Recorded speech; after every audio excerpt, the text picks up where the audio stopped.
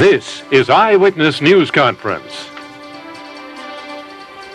Good afternoon. I'm Bill Butel. Bill Clinton's transition teams are in place, and the top priority is his agenda for reviving the economy. That includes an economic summit to be held in the next few weeks. The Clinton Economic Program is the subject of this week's Eyewitness News Conference. And joining us are James Jones, chairman of the American Stock Exchange and a former White House chief of staff under Lyndon Johnson, and Richard Clarida, professor of economics at Columbia University, who served on the Council of Economic Advisors during the Reagan administration. Eyewitness News political correspondent Pat Dawson is here. He joins us as well in the questioning. Gentlemen, thank you very much. We're talking about transitions. Jim Jones, you were in charge of the transition from Lyndon Johnson to Richard Nixon back in 1972. So how is it going? Well, that's back in 1968. I think the transition is mostly the party in power that's moving out. Yes, you went to Congress in 72. That's right. Nixon came in 72.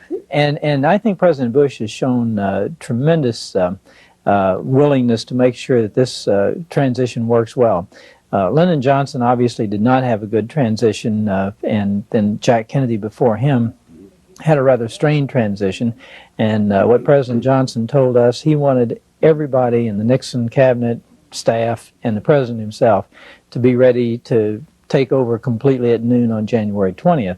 And it looks to me like that's what George Bush is saying to his staff. And so the transition looks like it's going very smoothly. Historically, do people going out sometimes act less than kindly toward people coming in a transition? Historically, that has been true. I understand that it was that way from Eisenhower to Kennedy. There is that friction. But I think over the years, and I believe the Johnson transition in '68 set the pattern to try to make your successor ready to take office. I believe that worked that way from Ford to Carter and Carter to Reagan. So in the past, it hasn't been all that smooth. Does it really set a tone for the incoming administration, though? Is it that important, the transition? Well, it's terribly important because when you take office, most people have no idea of the enormity of the problems and the decisions that have to be made. And if you wait till January 20th at noon, you are really playing catch-up ball. And you never know in this world what's going to happen, that you have to respond very quickly. So if that next president and his entire staff and cabinet are up to speed on information and on the decisions that have to be made, then if something happens, the country's better off. Professor, you served on the Reagan team of economic advisors. I wonder, Bill Clinton has made no secret of the fact that his first priority is the economy, and it is no secret that in order to get something to happen quickly in the economy, that will be perhaps his most demanding challenge. Give us a sense, if you will, of how realistic it is for Americans to expect immediate progress.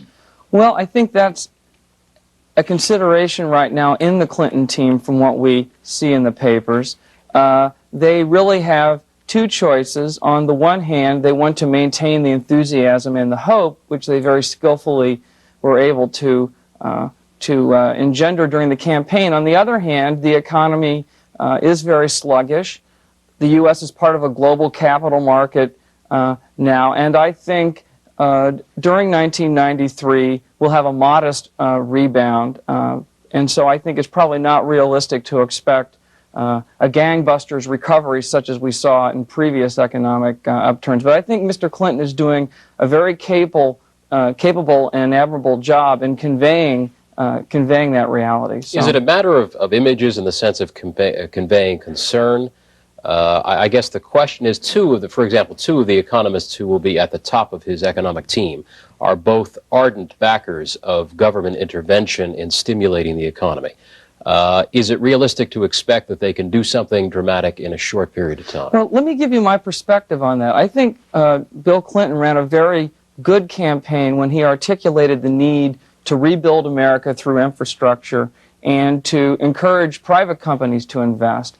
Two key components of his agenda in January, we know from the Little Rock news conference on Thursday, will be an investment tax credit and will be an effort to pump through the pipeline some public capital and infrastructure spending. And I think he's done a very capable job at making the case that this needs to be done regardless of where we are in the business cycle. And I think the real debate now is over whether or not the investment tax credit will be temporarily larger next year if the economy is weak, and whether or not the amount of infrastructure spending will be temporarily larger next year if the economy is weak. So far, very, very high marks for really sailing a tricky course, I think. Go ahead, Jim. I was going to say it is going to be a very tricky course. I have basically agree, but have a slightly different point of view, and that is that the tremendous excesses of the 1980s in the private sector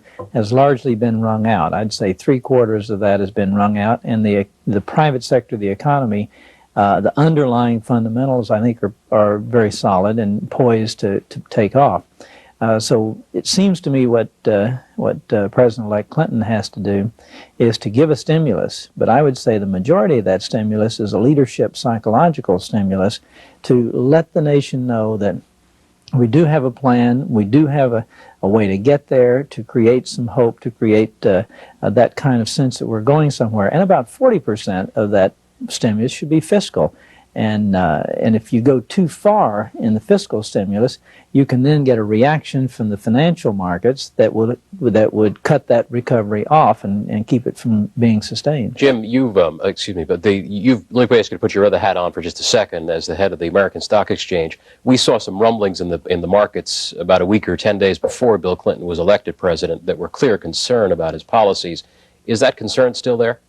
Well, I think the bond market showed a concern, but I think the bond market would have dipped regardless of who was elected because they were looking at the deficits. They didn't see anything in the campaign that addressed the long-term deficits, and as a result, the bond markets reacted to that. The stock markets adjusted to the prospect of a Clinton administration fairly early on, and to Bill Clinton's credit, beginning about last August or so, he showed a remarkable sensitivity to the financial markets and how they would view him as a Democrat and its effect on Wall Street.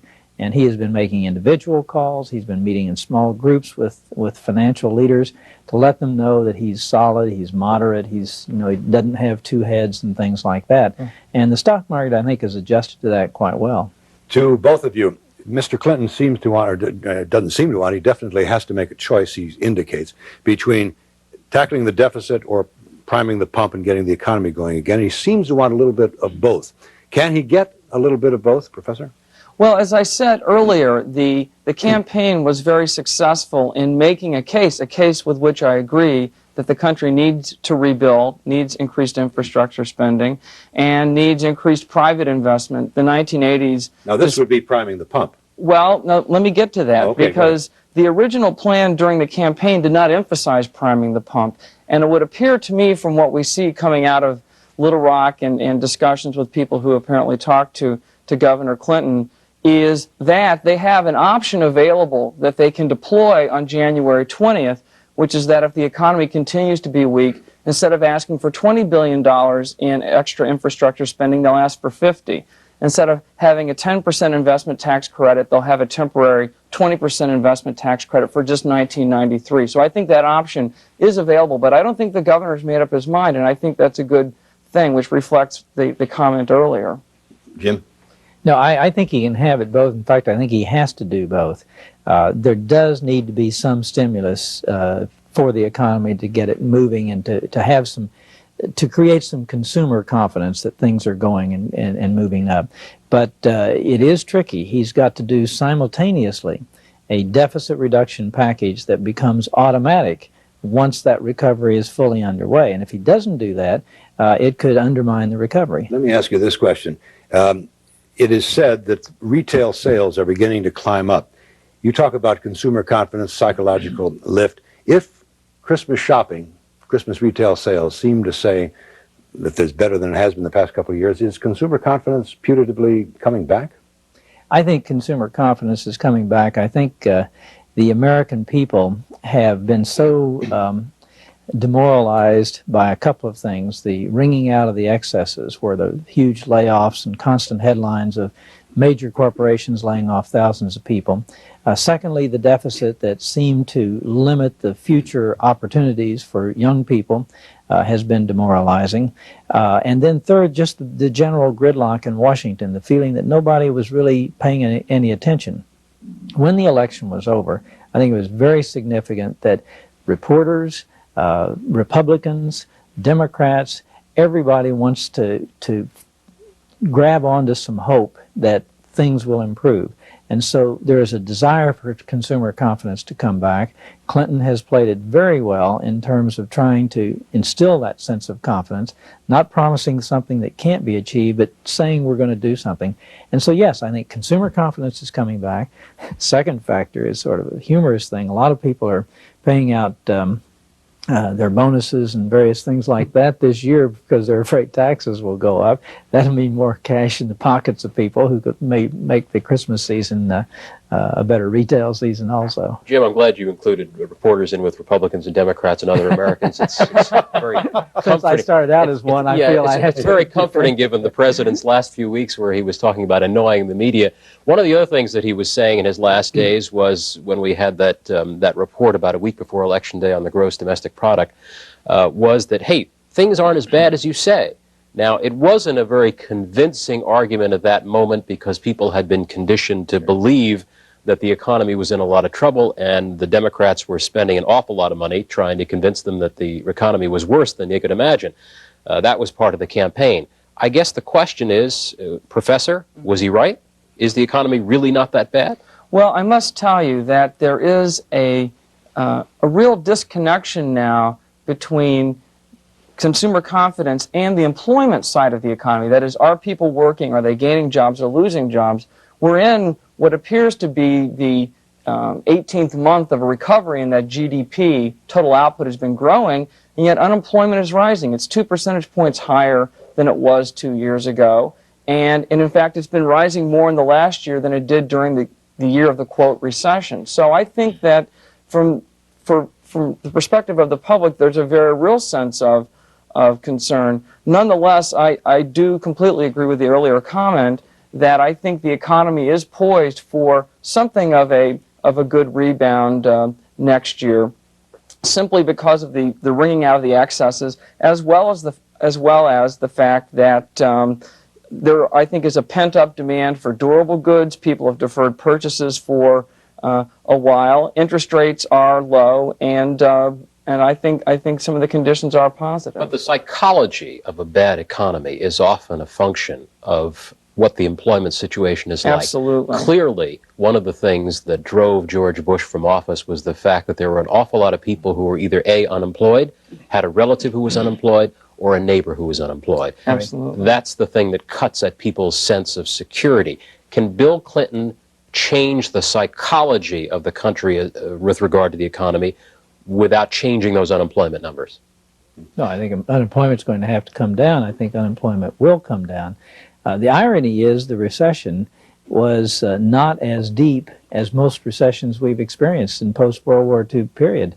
I think 10 of the last 20 years we've had higher unemployment, for example. The problem was President Bush, when this thing was really in recession, came to the American people and basically said, we're not in recession. And so he didn't connect with the lives of the average people out there. And they read, as you say, they either knew someone or they themselves were threatened with unemployment. I don't think Bill Clinton will make that mistake. He has been empathetic, he has understood, and he has connected with the voters. And so I think he will be more believable on this issue. Unemployment will have to come down, and that's part of his investment plan, is to bring that unemployment down initially. Only by way of commenting, we have referred a couple times in this program to wringing out the excesses of the 1980s. That means recession and unemployment, wringing out the excesses, which is not an altogether attractive way to cure the ills of the 80s, according to the people who do not have the jobs. I was talking to an economist this past week who said, we were talking about the Consumer Confidence Index, which I think is put together by the University of Michigan. Right, that's one of them. Well, but Conference Board has another one. Well, he said that he pays no attention to this word consumer confidence. It doesn't mean anything. He compared it to the unimportance of the Dow Jones Industrial Average on the New York Stock Exchange. Do you agree with that? Well, I think it is an indicator, and at least it's a barometer that has gone back for several years, so you can gauge it to other periods of time. But a lot of these statistical things I don't pay a whole lot of attention to, even unemployment figures and the economy in general. It's been a very spotty economy. If you're in the East Coast and the West Coast, it's a depression. If you're in the Southwest and certain parts of the Midwest, it's not even a recession. So maybe the New York taxi driver is the real index of I always the talk economy. to the taxi driver wherever I am. I'd like to make a point along those lines, because I think it's important to keep in mind that the current recession, or the previous recession, the current recovery, is different from the past because it really entailed what is called a balance sheet recession, and this is part of the excesses that were being wrung out. In typical recessions, people decide to spend less, firms invest less, and then things turn up because of lower interest rates. In the current recession, because households have desired to pay off their debts, and because of the psychological effect of seeing the value of your home decline, that has persisted for much, much longer, and I think that's also important to keep in mind. It's also a global balance sheet recession. Japan and Europe have also undergone many of these same many of these same adjustments. Okay, we're going to continue in just a moment. We'll take a break now. We'll be back with more of Eyewitness News Conference right after this message. Our problem is the human problem. He directed his fury at white racism, delivering countless fiery speeches. Abraham Lincoln did nothing but trick the Negro. He meant a lot of things to a lot of people. To some, he was a saint. To others, he was dangerous. They absolutely were going to kill me. What did he mean to New York? There is a new awakening. In a special report, Art McFarland reveals Malcolm X in New York, Monday on Eyewitness News at 6 right here on Channel 7. A credit problem can happen to anybody these days, often as the result of the economy. But no matter what the reason, homeowners have a better chance of getting approved for a second mortgage here at Champion than at any other company. We have the flexibility and lending power to make home equity loans most others can't. We'll show you how you can eliminate your credit card debt and other bills with a much lower payment than you're currently making each month. Then you can begin to repair your credit. When your bank says no, Champion says yes.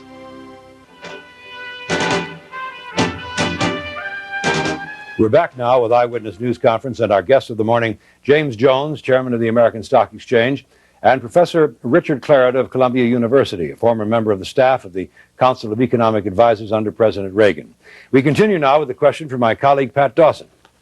Jim, you were, as we mentioned before, the Chief of Staff for President Johnson, although some people might find it hard to believe. Actually, President Johnson didn't have a Chief of Staff. It was more like an administrative assistant. That job evolved into the job has evolved into a much more officious, and perhaps under the Haldeman administration, if it were. But in any event, you were involved in the transition from one administration to another, and it has been described as an almost intimidating thing, even though you were part of the one that was going out. It has been described as a woefully intimidating thing to come into that empty White House and suddenly be confronted with running the largest and most powerful government in the world. What do you suppose it was like for the people who replaced your administration, and how does that play into what Bill Clinton will be confronting? Well, I think, and I hope that we gave them so much information that they were prepared. It's both hard to leave and hard to come in. I know an hour before the inauguration, Lyndon Johnson was filling out appointments, and as we kept Richard Nixon waiting in the wings. So it's hard to leave, and it's hard to come in. But I think in that particular case, the president-elect, Mr. Nixon, had been fully briefed. All of his staff knew the procedures we use, how we handle different situations, as well as the substantive things that were pending. And every indication I got from Bob Haldeman and Dwight Chapin and all the others is that they were very well prepared, and I think that that's what's going to happen here. I've been very pleased with the attitude of the Bush people and the way the Clinton people have responded to it. So one would suspect that, given the pure politics of it, and Lord knows you certainly have had experience of Washington politics, that given the fact that there is a change of party involved, as there was in your case, given the fact that there is a strong ideological difference between the two parties, that there would be at least some level of, if not animosity, suspicion.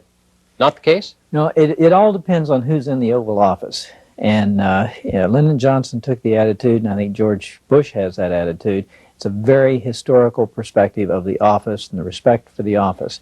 And whatever they think of the other person who won as an individual, as a president or the institution in that office, I think they have just an opinion that they've got the only president we have making the best we can. I'm compelled to ask this one last question, and that is, what did Mr. Johnson think of Mr. Nixon? This is a family show. Let me ask you a follow-up question, the fact that you were chief of staff. It's been written already in the 9 days since Clinton was elected that he should do without a chief of staff. What do you think about that? Is a chief of staff necessary in the White House? Well, I think someone to fulfill that function. I was part of a group that the Carnegie Foundation had, and we presented a set of recommendations for organization of the executive branch to President-elect Clinton the other day. And essentially it calls for a chief of staff, but in the sense that the Kennedy and Johnson administrations used that position, not in the sense of a prime minister, which is what it's evolved into now. You do need someone who has senior rank, who is an honest broker of ideas, who can knock heads together, who looks out for the president's time, energies, who makes sure that things go to the president in a form that's not premature for him to consider it. That kind of person you do need, a traffic cop, if you will, and an honest broker of ideas and differences of opinion. Jimmy Carter didn't have it, and the resulting appearance of chaos in the White House was very damaging to his presidency. Well, it was suggested during the early days of the campaign that the vice president should be the chief of staff. Would that work? It really doesn't work. The vice president is one of the most difficult jobs you can imagine, because no matter how much the president wants to make the vice president a working partner and all of that, the institutional forces among staffs and what have you just doesn't make that a practical suggestion. Fritz Mondale worked well with Jimmy Carter, but he would not have worked well as a chief of staff, so to speak. I think the vice president has to be given, has to have the time on his hands so that the president can say, this particular project needs to be done and I'd like for you to do it. A chief of staff has a different role than a vice president. Professor, you advised a president that made perhaps the most dramatic change in the last 50 years in terms of how to run the economy from the previous administration. And I'm wondering how much continuity is necessary there in order to make things run smoother. Is there a matter of meshing gears? Well, I think it's very important that the president have either a mandate or at least a very clear sense that he can present to the Congress and the American people about what he's going to do. I think in the case of President Reagan, that's a very evident example of a fairly straightforward campaign about defense spending and reducing inflation and the like. And I must say, to give Governor Clinton or President-elect Clinton some credit here, despite this talk that we hear about 43% of the vote and 5 percentage point lead, I am really struck by how much of a consensus there is in this country, maybe not about the details of a solution, but about the principal problems: rebuilding America, health care, education, training. I think it is a really remarkable step along those lines. And of course, the real interesting aspect and the danger is in the details. But I don't think continuity is essential, and certainly Bill Clinton did not run on a platform of continuity, and so I don't think he will be constrained of that, nor should he be. And any constraints that he faces will come from the bond market. So believe me, there are millions of people in New York and London and Zurich who are going to be paying close attention. Is it important for him to name somebody from the financial mainstream as either chief economic advisor or treasury secretary? And we hear names like Felix Roten and those kinds of people.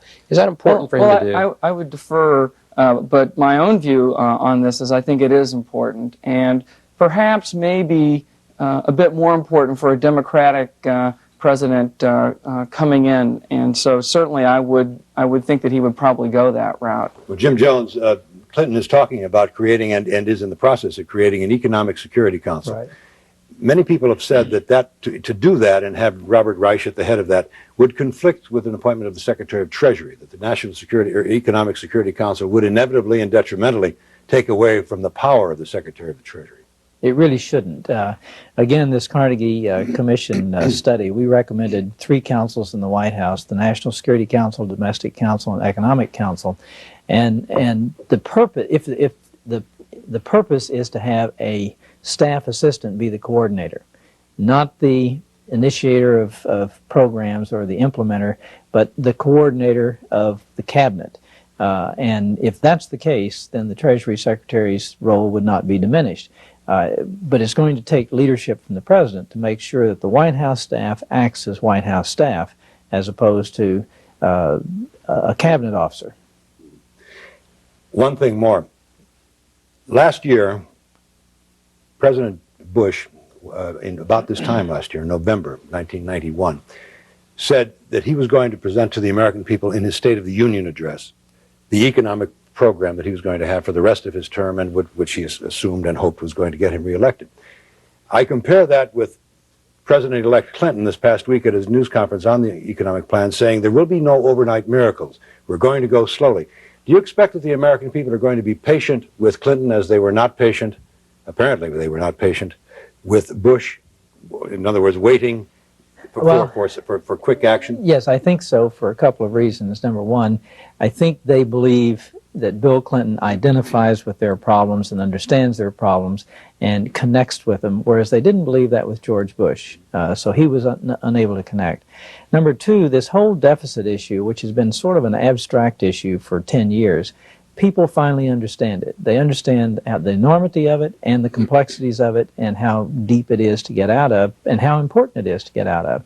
So I think the one interesting thing when you're asking the professor about the change from one party to the other, the one thing about this election is finally the American people converged on recognizing, A, we have to invest instead of borrow and spend, and that would have been true whether Bush was elected or whomever, and B, that we do have to get rid of this deficit if our kids are going to have a decent chance of opportunities in the future.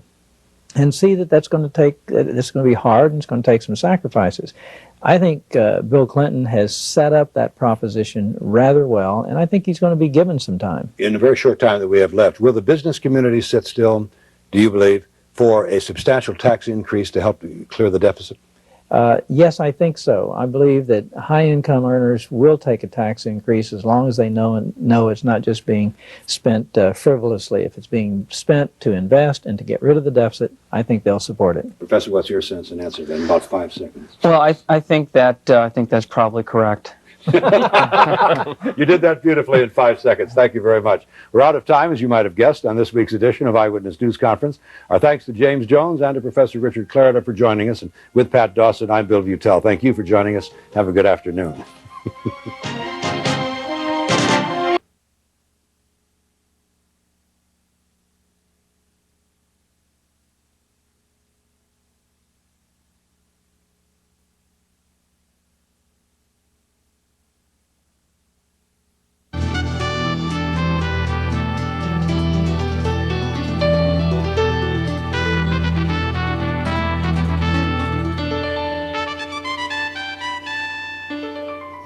Welcome to our broadcast. Joining us this evening is the Poet Laureate of the United States, Mona Jane Van Dyne. She is the first woman to hold that position. She's a Pulitzer Prize winner. Jack Newfield, a journalist, will be here to talk about a frontline documentary he has reported on called JFK, Hoffa, and the Mob. Bob Greene, a well-known Chicago columnist who has written a new book about well-known Chicago basketball player Michael Jordan. We begin with a story about President-elect Clinton and the new Democratic Congress. For the first time, both ends of Pennsylvania Avenue will be controlled by Democrats. Will it mean the end of gridlock? Will it mean the end of animosity between the legislative and executive branch of government? Will Clinton have his way with Congress? Joining us now are two former leaders of the House of Representatives. Jim Jones was chairman of the Budget Committee. He's now chairman and chief executive officer of the American Stock Exchange. Tony Coelho is the former third-ranking House Democrat and presently an investment banker here in New York. Welcome. Where do we start about this? The news today is full of the story that Clinton met with Mitchell and met with Foley and met with the leadership of the House. Do you expect, flesh out for me an understanding of how you think the relationship will now be between Clinton and the new Congress? I think it's going to be a much better relationship. Number one, the Democrats recognize that one of the major issues in the election was to stop the gridlock, do something. And so I think there will be a cooperative effort on the part of the Democratic Congress to work with the new president. Number two, Bill Clinton is someone who likes the legislative process. He will work at it. I think he will probably be the best at it since Lyndon Johnson 20 years ago. So I think there is every reason to believe that there will be action and that 2 years and 4 years from now, there will be accountability. Tony? I agree with Jim. I think we're back to the days of Lyndon Johnson and Richard Nixon, people who could make the Congress work, wanted the Congress to work, and the Congress wanted to work with them. It isn't really a question of both parties or being from both parties. It's really a question of willingness to make the process work. Richard Nixon was very successful. I think that what you have here today is really a declaration that gridlock is dead and that there is now a willingness to get to work and let's solve some problem. Nobody to blame now but themselves. Okay, so assume the accountability is set forth, for, as Jim said, for 4 years from now. There's also this pull, though, in Congress. A lot of people say the Congress is more liberal than the president. The president is trying to moderate the party, keep it in the middle, and then a lot of congressmen on the Hill with a whole lot of pent-up demand on the part of their constituencies to deliver health care and a whole lot of other issues, aid to the poor. Oh, I was whip for many years. I would disagree that the Congress is more liberal than the president. If the president wants to be moderate, you'll see that Congress rather moderate. You'll have some liberals trying to push the president and the Congress to the left, but you'll have just as many pushing them to the middle and to the right. The president gets to direct. That's what's kind of exciting. Jim was at the White House, and he knows what I'm talking about. The president gets to direct this thing. If this president wants to be moderate, that Congress will be moderate right along with him. Yeah, what is this? You worked there for Lyndon Johnson when he was at the White House and had a flurry of legislation. Is there danger here? Some say that Clinton has to be careful that his model is Reagan and not Carter. Well, I think it will be. He does have to focus and mostly on economic policy. I think he will do that rather than give a smorgasbord of ideas and issues to the Congress and let them act on them as they will. I think Bill Clinton will have a very focused legislative agenda. He will work that agenda in conjunction with the Congress. I think he will try to make it bipartisan. He will do, I believe, as Senator Taft used to say, if you want the Republicans on the landing, you better have them on the takeoff. He will work to try to make it bipartisan, but in the final analysis, he will get his program through.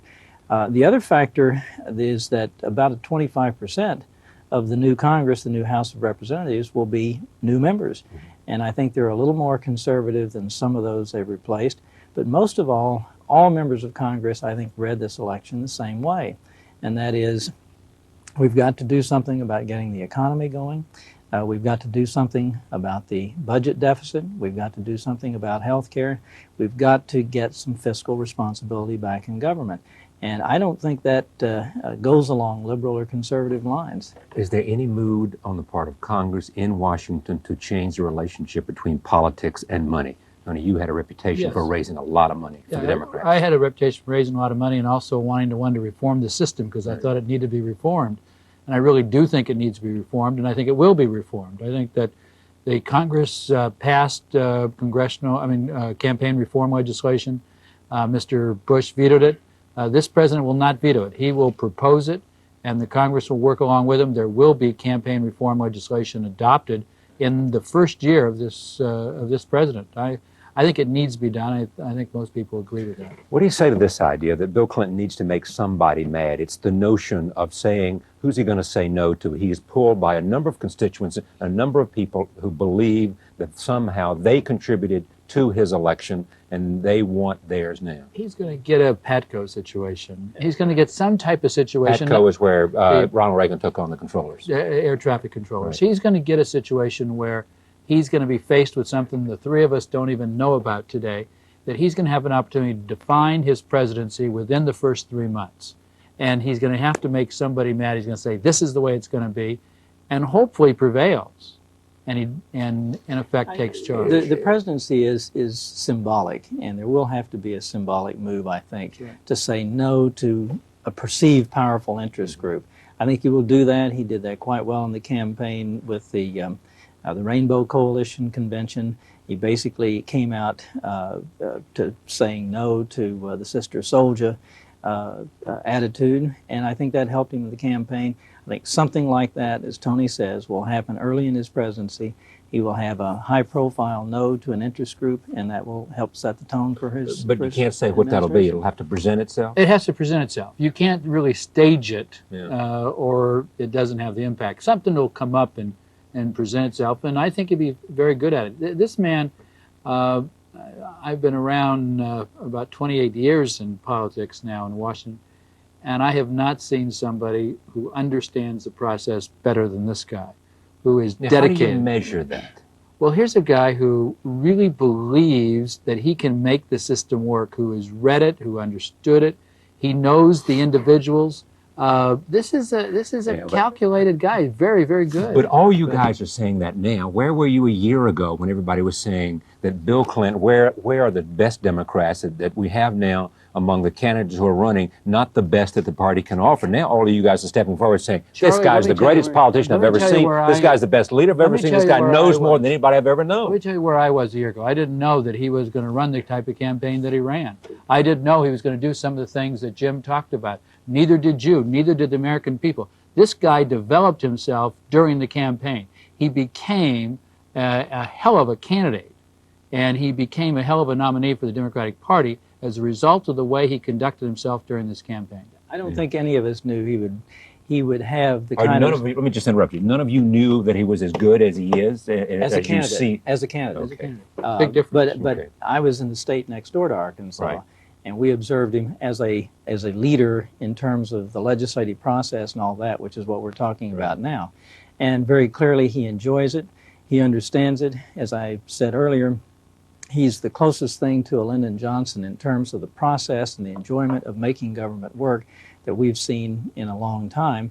And he knows the players, he knows the power centers, and he likes the process. So it doesn't mean it'll be a success. Okay. I don't think either one of us are saying that. He has all the measurements to be a success, and we'll see what happens. What's his tough decision? What should we look at now in terms of the tough decisions he has to make? Not in terms of the people he chooses, but the direction. Was it, for example, a right and a tough call for him to make on gays in the military? Clearly, he had the support of the gay community across this country. Clearly, he had staked out his position on that. But to address that early, was that smart politics? Or, said in a better way, was that the right thing to do on principle? Well, I think it was the right thing for him to do because he feels very strongly about this. He didn't play games with this issue anyway during the campaign. He was very upfront. Everybody knew it. The Republicans tried to take advantage of it at times. It didn't work. And he basically is going into this administration saying, I am what I said I was during the campaign. This issue came up. It was one of those instances that came up because of an individual who got reinstated in the military, as you know. So it was an issue that he had to face. The timing may have been different if he had picked the timing, I don't know. But it wasn't something that he said, I'm going to do this first. It was an issue that came up, and he had to address it, and he addressed it very, very successfully, I think. So those who say it was the thing to do on principle, but it was not good politics to send this kind of scare to, say, some of those people who so strongly feel against it, Colin Powell and others who say it'll create enormous problems at the Pentagon. You don't worry about that. You go ahead and deliver on your principles regardless of what the timing is. Oh, I've always believed that good policies and following your principles are ultimately good politics. And it's when you play too much politics that you become a poor politician. But this one is not played out yet. I think he's going to be sensitive to the reaction in the military. And when he gets into office, his executive order will reflect, I think, the various sides. But this is not going to be the issue that's his tricky issue for him. It still goes right back to the bread and butter, the pocketbook issues. And the calls he makes on economic policy early on, I think, is going to be what is really going to set the tone. And what's the competition for his head right now on that issue? Well, he's a very eclectic guy when it comes to friends. And so he has advisors and friends, as I understand it, from the left to the right. And so everybody has a call on him. Everybody, I'm sure, is putting... But the choices they're presenting him are A, do you propose an economic stimulus right now when you hit the ground running, correct? Some kind of program that will create jobs. I think most everybody thinks there ought to be some initial stimulus to get the economy moving. It's the size of that stimulus and how to gauge where the economy is in the recovery cycle right now. He said today, he was very straightforward about it. He said today that push comes to shove, he thinks that you have to stimulate in order to get the economy moving and to bring down the deficit. Yeah, but some people see those two things contradictory. Well, that's working against each other. But he doesn't think so. I mean, he was very straight. That's why he made that point. He made that point today. That is a very important point, because you may kickstart an economy, or the economy may recover on its own, but to sustain it, that deficit has to be tackled very early on, in my judgment, between January and August. And if he doesn't do that, he's going to run into the same problems that George Bush ran into. Everybody says that the best 3 months a president will ever have are the first 3 months after he's elected.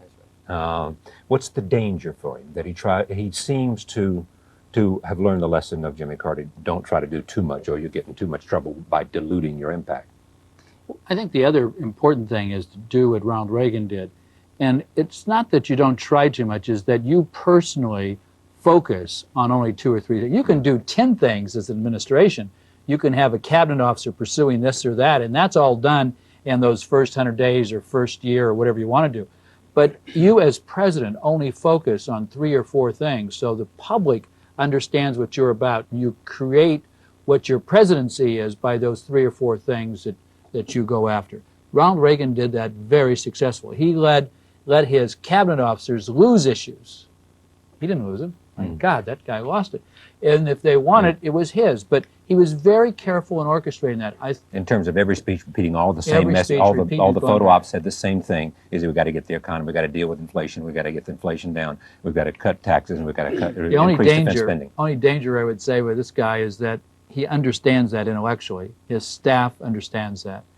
But once he becomes president, the charge to go out emotionally and do lots of things is going to be tough for him, because this guy is a take-charge guy. And I think he's going to have a hard time holding back and only concentrating on 3 or 4 things. What's the most dramatic thing you have heard Clinton say that may make Washington different? Obviously, part of a broad sense is that he is, in fact, an activist. And as you said, he's a guy who's been involved in the political process, understands how legislatures work. And when you're a progressive governor dealing with a conservative legislature in a southern state, you learn how to deal with legislators. And he clearly learned a lesson, because he lost after 2 years because he didn't. Well, I think he does understand symbols. He understands the office that he's about to take on. And what he's done in the area of ethics has been rather dramatic and very well received, ethics in government. And if the follow-through on that, I think, will help set a tone also. Will he get a line item veto from the Congress? I think they'll probably compromise on something that will amend the Budget Act, that will be an enhanced rescission, whereby he can line item and the Congress can override it with an affirmative vote if necessary. A simple majority as opposed to a 2/3. Or There's a word for that, isn't it? They call enhanced rescission. Enhanced rescission. Yeah, that's right. Which then, wherever people like that say is. Well, but what happens, though, if you put through a little project in your congressional district or your state, he can knock it out, and then the whole Congress has to vote to reinstate it. Very difficult to do. Quick question. Give me your best guess who will be the Secretary of the Treasury. Oh, if I had to bet today, I would think that Senator Benson has a leg up right now. Okay. I think it would probably Senator Benson, if he wants it, or Paul Volcker has in the running also. Okay. Secretary of State. There you have... as a practical matter, all we're doing is speculating, of course and none of us know. I have underlined speculation. Who do you say that? But you guys talk within Democratic circles, and you know what the word is when you go down to Little Rock. I used to serve with Warren Christopher, and I have the highest regard for him, and I think he'd be a great Secretary of State. Okay. Who else do you think might be on that list high up, though? Well, I understand Bill Bradley is on that list. Bill Bradley, Sam Nunn. Those two are in the... Yeah, those two are in the running. Yeah, and none would leave the yes. Senate. For state he would. He would not for defense. Not for defense. Right. And both of them would be excellent. Good to have both of you Thank here. You. Thank you. Thank you. We'll be right back. Stay with us. The Port Laureate of the United States is here, and you really want to meet her. She's an amazing woman. Back in a moment.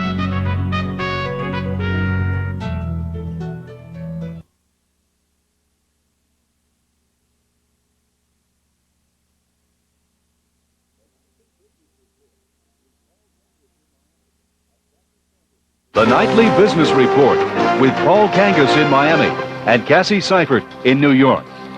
Wall Street has long been a Republican bastion, but the securities industry is contemplating how to deal with a Democratic administration and Congress over the next 4 years. Jack Kahn reports. It's been another good year for the securities industry, but as Wall Street's top executives meet for their annual conference in Florida, they're somewhat concerned about the future and what the Clinton administration may bring for the financial markets. American Stock Exchange Chairman James Jones, a former congressional leader, says the president-elect has taken steps to allay those fears. One of the things that Bill Clinton has done going back to the summer was to reach out to leaders in the financial services industry to seek their advice, to talk about his own economic plans, to show that he was not a radical, that he was a very moderate, sensible, responsible fiscal policy person. And as a result of that, what I sense here at this convention is even those who didn't vote for him want him to succeed, are willing to give him a chance. Even before the election, the securities industry was having problems with Washington. At today's session, many speakers blamed congressional gridlock for killing the industry's plan to increase savings and investment. SIA leaders say highlights of that plan will now be reintroduced. The SIA has been actively involved in attempting to get IRA back in place, and we think that that's critical for the savings crisis that we think this country faces. Secondly, we think that capital gains would make some sense. We would hope that the administration would focus on that. And we think that it's important that other pieces of the economic policy are really there to reinforce the economy. As a sign of the securities industry's increased focus on Washington, longtime SIA President Edward O'Brien is stepping down from his post and passing the torch to the association's chief lobbyist, Mark Lakritz. The industry leaders meeting here say they need action from Washington for their firms to compete in the global marketplace. And they're hopeful the Clinton administration will enable that action to finally get through Congress. Jack Kahn, NBR, Boca Raton, Florida.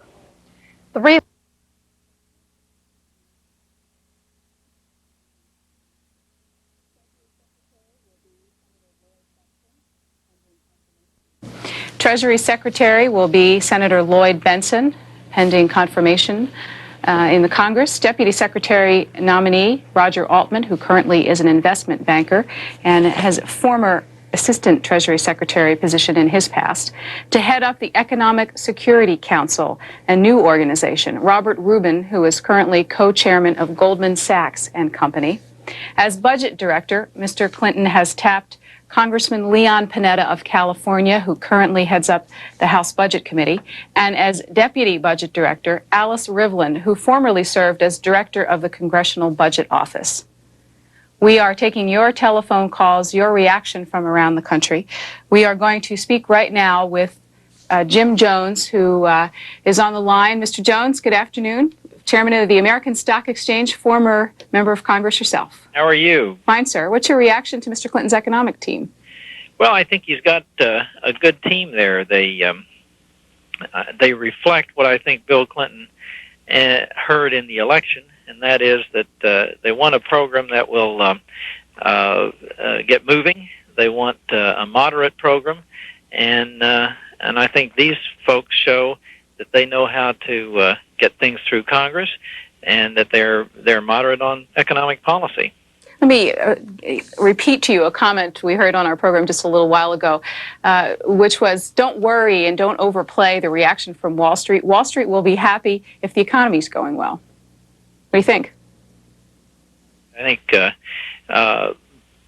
if the economy is doing well, that Wall Street will be happy, but the fact of the matter is Wall Street will react to what they expect the economy to be based upon the policies they foresee and the people who are going to carry out those policies.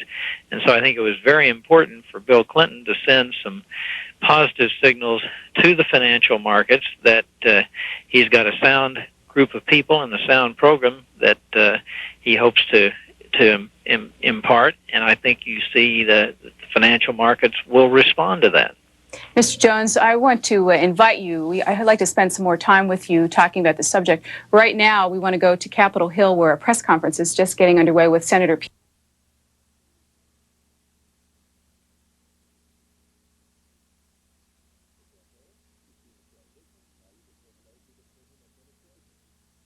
the campaign. You've seen the transition. Now you can say hello to the Clinton administration. The open secret in Little Rock, Arkansas today is that Mr. Clinton is about to name 2 more cabinet secretaries and 2 more senior staffers. Yesterday it was the turn of the economic team, and ABC's Walter Rogers has details.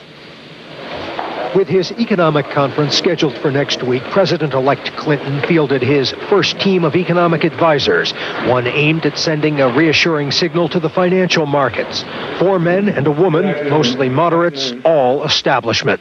Senate Finance Committee Chairman Lloyd Bentsen will be Treasury Secretary. Friendly to business, Clinton said of Bentsen, "In filling this post, I wanted someone who had the unique capacity to command the respect of Wall Street while showing an unrelenting concern for the Americans who make their living on Main Street." Main Street aside, Benson's chief deputy is Roger Altman, a Wall Street banker. To head the critical budget director's office, Clinton again turned to Capitol Hill, picking Congressman Leon Panetta. The president-elect making light of the fact that during the campaign, Panetta said some of Mr. Clinton's economic ideas did not add up. Well, I'm going to give him a chance to teach me some math. Panetta enjoyed the joke, but signaled he's going to hold the new president's feet to the fire. I think the first priority, and I believe deeply that the governor shares this, first priority is to develop a long-term deficit reduction plan. Alice Rivlin, formerly of the Congressional Budget Office, will be Panetta's deputy. And the president-elect tapped Robert Rubin for the new White House post that puts the economy on a par with national security. Wall Street's reaction was generally positive. Most of them have experience in how to get things done in Washington. Still, some of the thunder may have gone out of Mr. Clinton's economic conference next week, what with yesterday's good economic news. With the recovery apparently continuing, that conference now may turn out to be more cosmetic than substantive. Mike? Walter, let's talk a little bit about the people who are apparently going to be named today. Run them down, first of all. Again, Robert Reich will be named Labor Secretary. He's an old friend of Mr. Clinton's, a professor at Harvard. The University of Wisconsin Chancellor Donna Shalala apparently going to get the Health and Human Services job.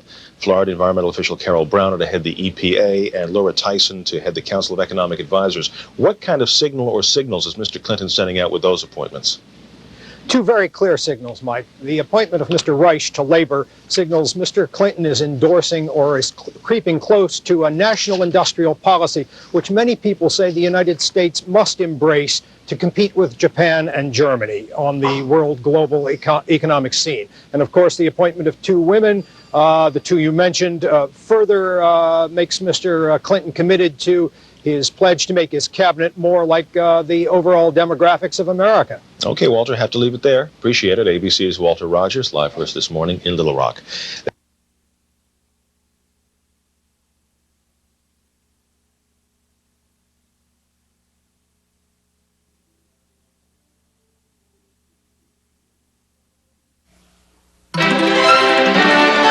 This is CNN. Are President-elect Clinton and his economic team the right prescription for America's economic ills? What can be expected from the economic conference in Little Rock next week? And how will signs of recovery affect Clinton's plans for revitalizing the economy? Those questions for Republican Congressman Dick Armey of Texas, the newly elected chairman of the House Republican Conference. James Jones, chairman and chief executive officer of the American Stock Exchange, and John Scully, Apple Computer's chairman and chief executive officer. From Washington, this is Newsmaker Saturday with Charles Bierbauer.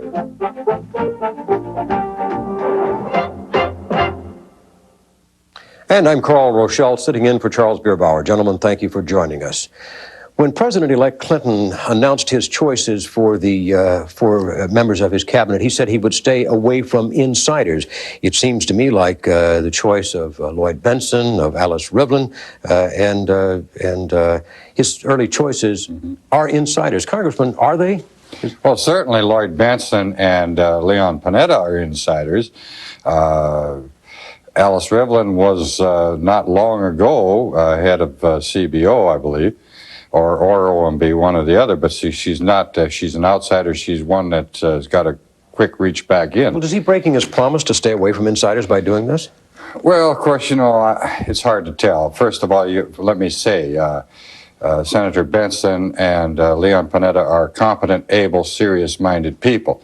From my point of view, perhaps a little misguided, but certainly they're competent people that deserve the respect. And it's hard for me to suggest that these are not people worthy of the positions for which they've been selected. Mr. Jones, at our studio in New York, what do you think about the appointments? Did he go away from what he said he'd do by selecting insiders? Well, I think it depends on how you define insiders. If you define insiders as the people who have been for big spending, big deficits, and what have you, then none of these are insiders, because all of them have been talking for the past 6 or 8 years that we have to do something about the deficits, we have to do something about fiscal policy to encourage investment. So in that sense, I think all of them are truly outside of what's been happening the last 6 or 8 years. Mr. Scully, what do you think about these choices of President-elect Clinton? I think it's a very strong team. I've talked to several CEOs around the country, and I think people feel very positive that Governor Clinton has picked a seasoned team. This is a team that's going to help him really bring the deficit down. Leon Panetta has a great reputation as being almost passionate about that. Lloyd Bentsen is well known by most of us in business, so I think it's an excellent team. Well, but the question is, how much different is that going to be from what has been there all along through the Reagan-Bush years? These are some people who have been handling the inside politics, if you will, who have been dealing with finance and business right here in the city all along. How are they going to change things? Well, let me start by saying I think it reads the election of November quite well. The voters were saying two things. Number one, break the gridlock, get something moving, get this economy moving. Number two, do something about the long-term deficit that will hamper the future for the country. I think all of these people have certain skills in breaking the deadlock, and they also have some great skills in trying to plan for future investment that will make this country more competitive in the future. Well, let me interject a thought here. First of all, let's remember that Senator Benson and Congressman Panetta were instrumental in putting together the 90 budget deal. I believe that they have a hope to break something. It might not necessarily be the deadlock. I think they'd like to break the caps on government spending. Both of these gentlemen, as well as the president-elect and the other members of his team that he's putting together, believe that big government is the provider of solutions rather than the perpetrator of problems. So I think the summit that he's calling together has as its agenda to break the caps on the budget deal. And to the extent is that the way to go? Is that the way, break big government? Well, if you take a look at the economic miracle of the 80s, despite all the efforts to rewrite the history of the 80s, the job creation that we experienced in the 80s was done in the private sector, because we backed government down just enough to release the entrepreneurial forces in the private sector. We had a great success. That was terminated by a re-entry of big government into the process in the later part of the period. I frankly believe that breaking the cap on the budget with the idea that added fiscal stimulus on top of the $270 or $300 billion already out there simply won't work. It will discourage the markets and it will be oppressive to the economy. Mr. Scully, in 45 seconds, how is this going to be different from what we've had? Well, I think it's going to be different in really two ways. First of all, I think that Governor Clinton has already laid out a plan, and it's focused on small business. I think he realizes that about 80% of the jobs in America are created by small business, and he wants to get the bureaucracy out of the way. That could just as easily be a Republican theme as it is a Democratic theme. More importantly, though, he realizes that we need some structural changes, that we're in a new economy, and it's an economy in which America is not well prepared to compete. And I think that he has got the plan, and what he needs is a team that can help him implement it. I think he's picked some seasoned pros who can help him do just that job. Thank you. We'll talk more about Mr. Clinton's economic choices in just a moment. Stay with us.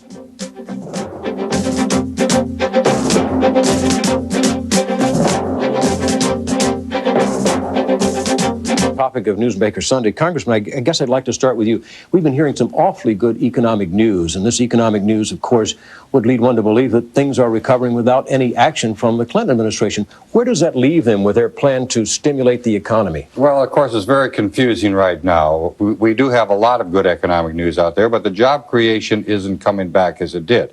We believe from a study we did in Joint Economic Committee that is because of the enormous renewal of regulation in the small business sector of the economy. Perhaps that will be alleviated. The point was made earlier by John Scully. The president ran on a plan. He has a plan. I have to ask the question, why then the need for a summit? And I can tell you from my point of view, very little good has ever been done this country from summits. So the summit makes me nervous. It makes me believe that there is some agenda out there we're not hearing about. If there is not, why not then come in with the plan that the president says he has? But we do have to break this deadlock on job creation, and job creation will be done in the small business private sector. Let's get into the summit, because our other two guests are both delegates, if you will, to the summit. Either of you first, what's going to be done out there? Is it really necessary? Well, I think that the summit does play an important role. What it does is it gives the nation a sounding board on many of the ideas that President-elect Clinton plans to put into place.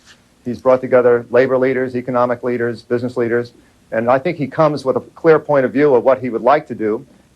He may tune that as a result of things he hears at the conference, but I think the major thing we're looking at is a first step towards implementation, and it shows that he's trying to implement it by reaching out to many different sectors of society, which in the past have really been adversaries with each other. Mr. Jones, is he really going to accomplish anything by having all of these people there in Little Rock? Well, I think there are two purposes that will be very useful to be accomplished from the summit. Number one, in order to break the gridlock in Washington, there has to be a strong show of support from the public sector, or from the private sector all across the country. And I think he's got a good cross-section of people from business, from academia, from labor, and building that base of support for the general plan that he has will be very important to moving the Congress early next year. The second point is that Bill Clinton, and I believe most of his team that I know, are good listeners. They do like to refine the general program, and I think some ideas that come out of that summit will actually be implemented in improving the economic program that he already has. But let me just ask you, with all of this number of people going there, you say he's a good listener, but when you're listening to 100 people or more speak to you at one time, are you really hearing anything? Wouldn't he be better off to hold small gatherings with small groups and discuss this? Well, he's going to be doing some of that. He's going to be breaking into about 5 or 6 smaller groups where 15 or so people will be reacting to some of the general plans that he has. He's also asked those at the summit to immediately follow up with a short 2 or 3 page series of recommendations to improve his own program. Well, no, but I have to tell you, in all due respect, Jim, I don't think he's reached out. We know of at least one incident where a businessman that is concerned about the impact of environmental regulations on business was not accepted to go to the summit. I think you're going to have people that are coming there all with the same songbook to begin to. And one of the big danger in making public policy is to listen only to those people that you know before you turn on your ears are in agreement with yourself. I'd like to see people who really understand the miracle of the 80s and the real tenets of supply-side job creation in that summit. I don't expect they will be there. I'd hate to see people that have only bought off on the Democrat fiction of trickle-down economics there, but unfortunately that's pretty much the people I see going there. But you're going to be there. I have to respectfully disagree on a couple of counts with what you say. Number one, I don't think there is a great disagreement on the general economic thrust, even among Democrats and Republicans. There is a need to induce investment. There is a need to get the long-term deficit under control. And I think there's general agreement with that. What I think you're going to see at this summit are a number of people who are going to look at the nuances of this program and make recommendations on how it can be improved. Well, Jim, I would say there is a difference between understanding the need for investment and knowing that powerful investment is private sector investment and that redundancy is found in public sector investment, as we coined this new term in the campaign. So, yes, there are perhaps some agreement on general conceptual frameworks, but the fundamentals of what is good economic policy is not. There is a uniform, from my point of view, a uniform voice that says big government is good policy rather than free enterprise in the private sector. Dick, that's not what I hear him saying, because I hear him saying investment tax credit, that's private sector. I hear him saying foster entrepreneurship. Those are the kinds of things that are the base of that program. But I also hear him saying targeted investment tax credit, which is industrial planning. The government cannot pick winners and losers. That can be done best in the private sector, as Apple Computer itself demonstrates. All right, let me get Mr. Scully in here and let him defend himself in this, or agree, whichever he chooses to do. Well, first of all, I just saw a Lou Harris poll yesterday, which showed that in surveying 1,000 top CEOs of the Fortune 1000, that 83% of them feel that change is the most important thing we have to do. It's structural change. This conference is about structural change in the economy. There are a lot of Republicans coming to this conference, ones who did not vote for President-elect Clinton. So I think there's more diversity than is being suggested at this conference. I think that Bill Clinton is going to listen to what is being suggested, and I think you're going to hear some very strong positions about the free market system, about many ideas that those of us in the private sector think are important. So I think it's not just a stand and salute kind of a conference. I think it's one where you're going to get diversity of opinion. I also think that there are many ideas that many of us in the business sector are able to embrace that President-elect Clinton has put forward. What we want to see now is, can he do a better job of implementing these ideas than what we've seen over the last 4 years? Well, would you recommend that they go for correcting the deficit, just resolving the deficit problem, or getting jobs in order? Well, I think the first thing they have to do is to make sure that the country understands that there is going to be a long-term effort to reduce the deficit. If we don't reduce the deficit, we're going to have a very hard time of having a healthy recovery through the 1990s. I also think that the major way that jobs can be increased is not just by the government hiring more people, but by getting small business to have access to capital. We need real banking reform. We didn't get that in the last 4 years. We need less bureaucracy in terms of the forms that business has to fill out at both the federal and the state level. Clinton has committed himself to this. We need, I think, the investment tax credits and capital gains targeted at small business. I would really like to see small business get the benefit of most of the proactive activity from the government, and big business will benefit indirectly from that. And I think that's really where President-elect Clinton is focused with his plans. Mr. Scully, we'll need to take a break now. We'll be back to talk more about President-elect Clinton and the economy in just a moment. Stay with us. A couple of weeks ago on this program, Robert Reich, who has been selected to be Labor Secretary, said that he thought OMB needed reform to get the politics out of OMB and get it back into the job it really should do, the professional number crunching.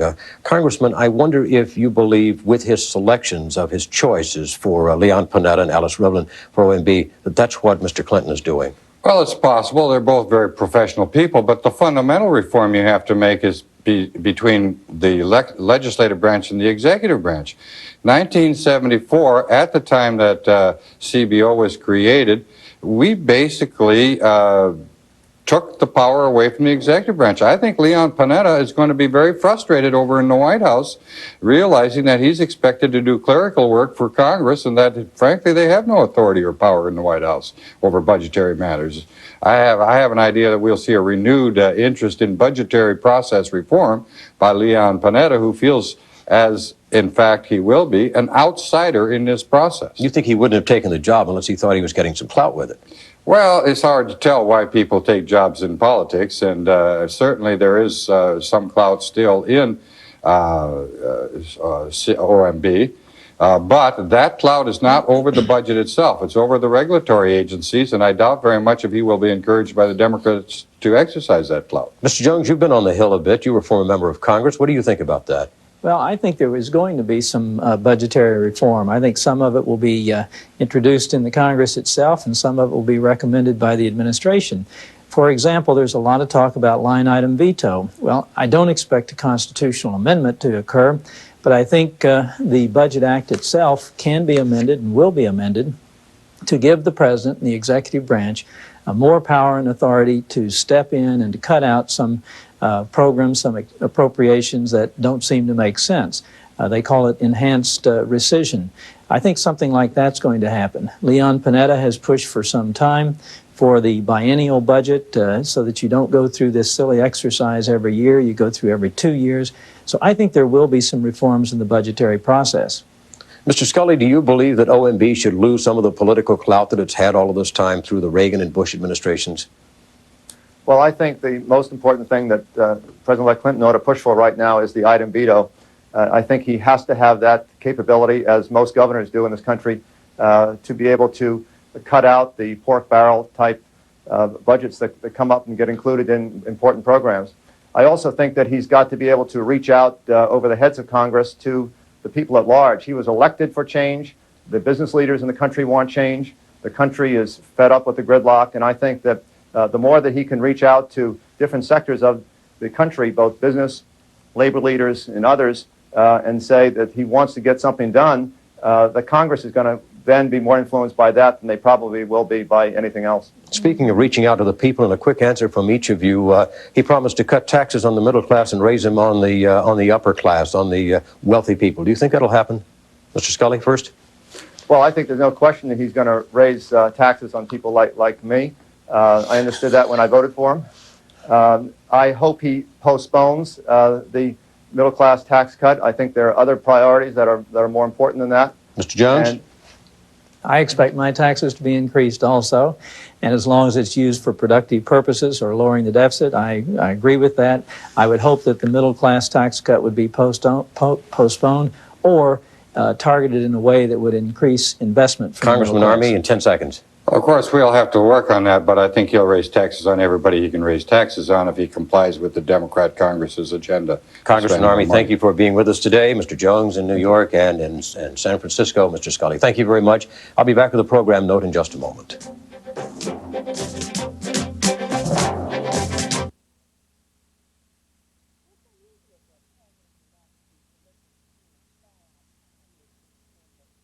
Well, it's unusual for a president-elect to solicit opinion far outside his inner circle. Bill Clinton's decision to do so drew support from the head of the American Stock Exchange.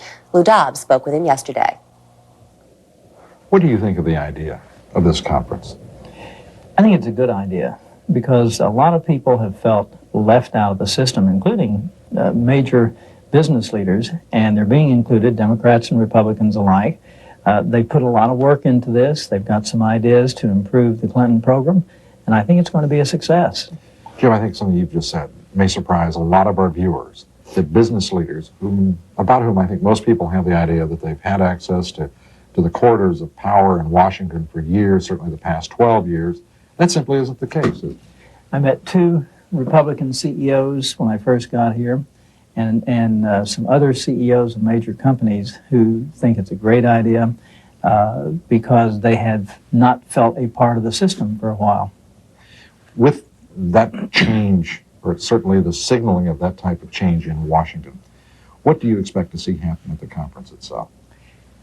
Well, I think 2 things. Number one, he needs to build a broad base of support among the public at large to get some impetus to get his program through Congress. I think that's going to come out of this.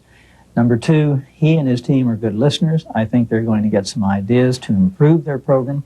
Between now and January 20th, I think their economic program will change slightly as a result of some of the practical ideas being suggested at this conference. What do you expect to change? Are you talking about the short-term stimulus package about which there's been much discussion? I think things like the investment tax credit, nuances of how do you implement it to get the most for the dollar spent? Different kinds of accounting procedures that would help investment, more of an emphasis on investment. Those kinds of things that perhaps in the broader picture they haven't really thought of at this point, but a lot of the people at this conference have thought of it from their practical business experience. I think they'll be suggesting it, and I think that'll be incorporated into their program. You talked about the Clinton team being good listeners. Starting with Bill Clinton. Starting with Bill Clinton. But with this group, is there also, would you say, the expectation that the Clinton team will be doing a lot of talking as well, trying to build support for what? Oh, I think there's no question they're going to be explaining the program, and they're going to be trying to come out of this conference with a broad base of public support. And that means they've got to sell some of the program. They have to explain it, because a lot of people, while they have a general idea, don't have a specific idea. And the other thing that Governor Clinton, I think, is got to focus on is the long-term problem and solving that long-term problem. It's going to be a tough thing in leadership to get people to focus on things that may actually come to fruition after he's completed 1 or 2 terms as president. That's a tough job of leadership, but that's what I think he's got to do. Do you have anything specific in mind when you talk about those things? Well, for example, all of the investment programs, the temptation in political Washington is to have a grand investment program, a public works program or something that hits right away, and usually you waste a lot of money. The kind of investment the country needs, whether it's in human resources or capital needs, will have a payoff 4, 8, 12 years down the road. The money spent in education, for example, in training programs and retraining really won't have an impact immediately, but it will make the United States a competitive nation in the next century. And cornerstones of his campaign. That's right. That's right. In terms of the capital markets themselves, do you see them as watching these 2 days very carefully?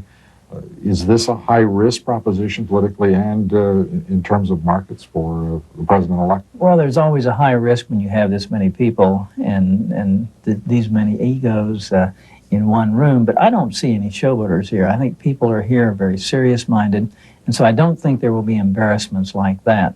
But the markets will be watching this. This is not going to be the be-all, end-all, this conference. This is one more indication of the way Bill Clinton plans to govern. So far, the markets have been very pleased. If you look since the election, markets have been up about 2%, and for smaller cap companies, as we have at the AMEX, they're up about 2.5%. So the markets have been positive so far, and I think this will be one more indication of a positive trend.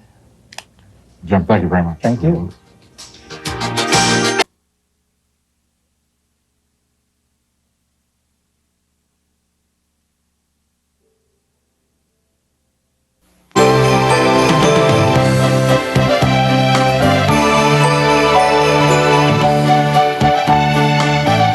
Back in this country, Bill Clinton's economic team has only been together a few days now, but they're already working on their first assignment, an economic conference in Little Rock that is bringing together business leaders from Wall Street and from Main Street. ABC's economics editor Stephen Ogg is in Little Rock this morning, and he joins us with a preview. Morning, Steve. Morning, Mike. In about an hour or so, this room is going to fill up with something more than 300 people, the people who make American commerce and industry work. And they range from the chairman of AT&T and some Nobel laureates to the proprietor of the Pied Piper flower shop in Yankton, South Dakota. And they're all going to give the president and his aides an idea of what should be done with the economy. We talked with one of the participants, James Jones, the chairman of the American Stock Exchange, earlier today. I believe that folks have done their homework and that they have some good suggestions on ways to improve the Clinton program. And I believe Bill Clinton and his team are good listeners. And so some of the nuances coming out of this conference, I think, will change some of the parts of the Clinton economic program.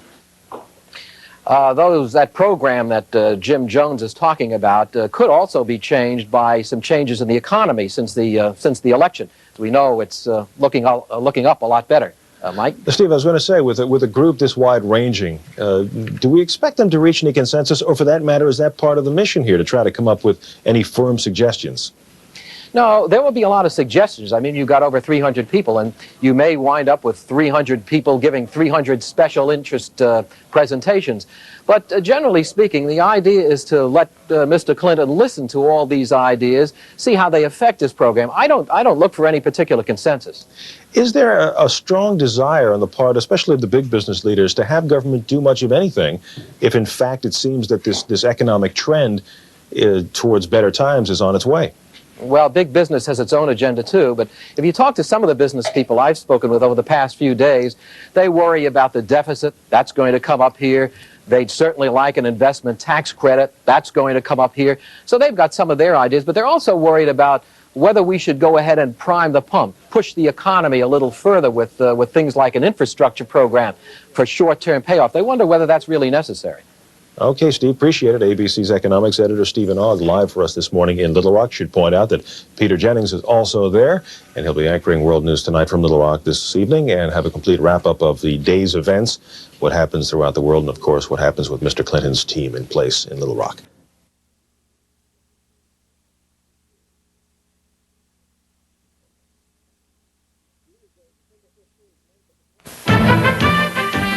Tuesday, December 15th, 1992. Talking Turkey at the Clinton Little Rock Economic Summit. We'll have a report from the scene. Big Blue may no longer be a safe haven for jobs. Major cuts appear to be in the cards. But if you are in the business of providing shopping mall Santas, business appears to be booming with a twinkle in the eyes and smiles on shoppers' faces.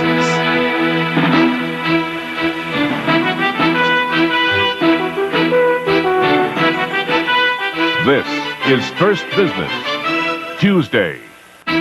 Good morning from Washington. I'm Bart Neckert. President-elect Clinton's national dialogue on the troubles of the American economy continues this morning in Little Rock, Arkansas. The conference includes over 300 business, labor, and academic experts with suggestions on how to rebuild the nation's economic base. First Business correspondent Dan Cush is in Little Rock with this report. President-elect Bill Clinton is urging the 326 delegates to this conference to give him their best ideas to solve America's challenging economic problems. I want my administration to celebrate ideas from the first day to the last. And I want and need your ideas. We are in this, all of us, together. And let's not kid ourselves. These are hard questions. Those hard questions and problems were outlined on charts and graphs. They include our sluggish economic growth pattern, not creating enough new good jobs, the leveling off of productivity, the decline of real family income, rapidly rising healthcare costs, and America's failure to compete effectively in world trading markets. Also discussed by the delegates was the key role played by small businesses in creating jobs. The biggest problems facing businesses with less than 20 employees are the cost of health care, federal taxes, workers' compensation costs, cash flow problems, government regulations, federal paperwork burdens, and liability costs. The biggest problem facing larger small businesses is the availability of capital. We get 80% of our job growth from small business. And I believe that one of the greatest inhibitors of small business is they just can't get access to capital. They're high risk by the very nature of being entrepreneurial in many cases, and therefore without being able to collateralize loans, banks just don't want to lend to them. Small business delegates had these messages for the president-elect. My real hope is that the dialogue is enhanced and, in fact, the prioritization is increased to recognize the role of small business in job creation. And that as economic policy is developed, small business is thought of and its job-generating ability. Beverly Chapman urged small businesses and the Clinton administration to hire disabled workers. You've got all of these talented people who want the same things out of life that everyone else does. Jobs and homes and children and dignity. And there's an untapped resource that traditionally America has not tapped. American Stock Exchange leader Jim Jones says some good ideas are emerging from this conference. Well, I think what you're going to see coming out of this conference, not just in the verbal comments that are made, but also in the written comments that he's inviting, are some ways to implement the broad themes he's talking about. For example, investment tax credit. I know of 2 or 3 people who've come here who have given some specific attention. How do you do an ITC? The second day of this economic conference will concentrate on coming up with strategies for accomplishing both short-term and long-term economic growth. Small business delegates will play an important role in this debate. Dan Cush, First Business, Little Rock.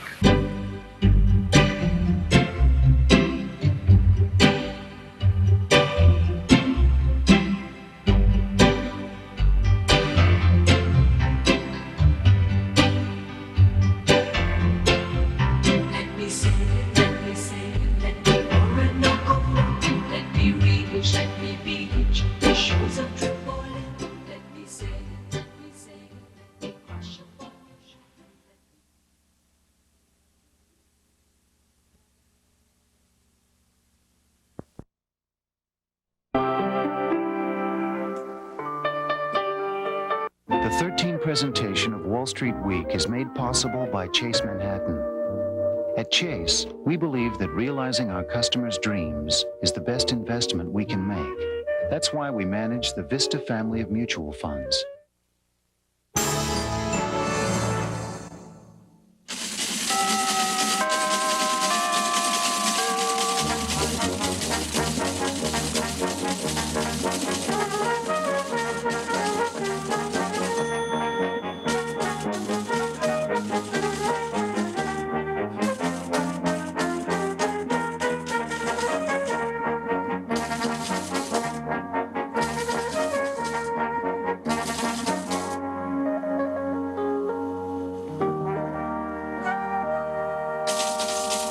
Wall Street Week with Louis Rukeyser. is made possible by the Corporation for Public Broadcasting and by the annual financial support from viewers like you. By the travelers, over 30 million Americans benefit from our insurance, investment services, and managed health care. The Travelers, America's Umbrella. By MFS. MFS, helping mutual fund and institutional investors achieve their financial goals since 1924. And by Prudential Securities.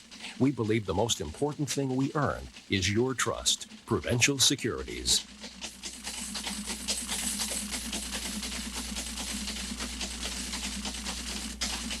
Produced Friday, April 23. Tonight's special guests are John W. Bachman, Managing Principal, Edward D. Jones and Company, Incorporated. James R. Jones, Chairman, American Stock Exchange. Samuel G. Liss, Director, Equity Research, Solomon Brothers Incorporated. And Sanford I. Weil, Chairman and CEO, Primerica. Good evening, I'm Louis Rukeyser. This is Wall Street Week. Welcome back. Quick now, does anybody have some glue? If so, please send it immediately to the White House, 1600 Pennsylvania Avenue, Washington, D.C. They appear to need it very badly this week, and you'll be doing an immense patriotic service to your country. For this was the week when things truly seemed to be falling apart in Washington, and both the economy and the financial markets were getting visibly jittery. As President Clinton neared the end of his first 100 days, his disapproval ratings were double that of any other elected president in history. The Democratic interim appointee running in the Texas Senate election is trying to put an Alaska-sized distance between himself and the White House. And the president's chief legislative accomplishment was something George Bush never managed, namely, actually uniting the Republicans in the Senate. That somewhat shadowed triumph, accompanied by growing restiveness on his own side of the aisle, spelled death this week for the president's deficit-widening, self-described jobs bill, about which the administration had earlier been so cocky that it had tried to ram it through without even pretending to consult the opposition. So emboldened were those dubious about the Clinton economic program that they were even beginning to talk for the first time about the possibility of also blocking the successful tax increases that had seemed the most politically unassailable parts of the initial Clinton proposals. Whether all this could best be described by those who decried it as gridlock, or by those who applauded it as the American constitutional system of checks and balances, it was scarcely the only front on which the troops were in disarray. Many on the Clinton team itself were appalled by the president's early attempt to run away from his attorney general after the debacle in Waco. Gay rights advocates complained that their putative new champion was going to put several hundred miles of distance between himself and their weekend march. Spy magazine, scarcely a tool of the Republican right, recorded what it called his first 100 lies. And many who had voted for him grumbled to pollsters about what had become of the new kind of Democrat with his middle-class tax cut. But if the country was not quite yearning for a return to the Bush presidency, the national motto seemed to be, one incompetent at a time, please. There seemed little question that the image of an administration coming unglued and held together only by a new levy-a-week addiction to taxaholism was beginning to affect the broader economy. A host of indicators that had been gaining strength in the final months of 1992, in part on hopes for the new presidency, were spinning downward again. Some of the changes could still be blamed on the fierce winter weather, affecting numbers like housing starts. But others were more troubling, such as a reversal in the decline of unemployment claims and the biggest fall in big-ticket factory orders in 15 months. Employers seemed troubled not only by the tax policies, but also by the bashing of one industry after another and the threat that still more fringe benefits, notably in health care, may be added to the cost of hiring new full-time workers. In the circular reasoning of Washington, of course, the more the proposed new intervene, control, and tax policies seem to slow the economy, the more the obvious need for them. But Wall Street, for one, no longer seemed to be buying. A stock market that couldn't seem to produce any true leadership capable of lasting for longer than a politician's promise sold off every day this week.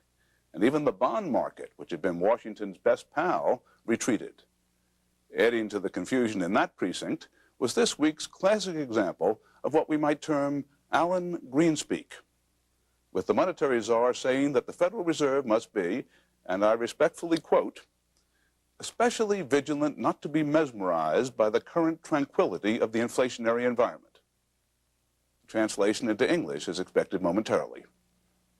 But if most of the American economy seemed nervous and fitful about continued recovery, one industry has absolutely prospered under the amiable Arkansan, and it is, irony of ironies, the ultimate alleged enemy of all good populists, Wall Street. There have been 16 weeks so far in 1993, and the volume of trading on the New York Stock Exchange has exceeded 1 billion shares every single week, bringing luscious commission profits to an industry that never before in history had enjoyed more than 6 such weeks in a row.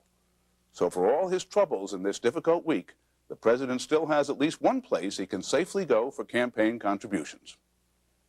We tonight will be taking a special look at that industry and what the massive changes that are occurring there are likely to mean to you and me.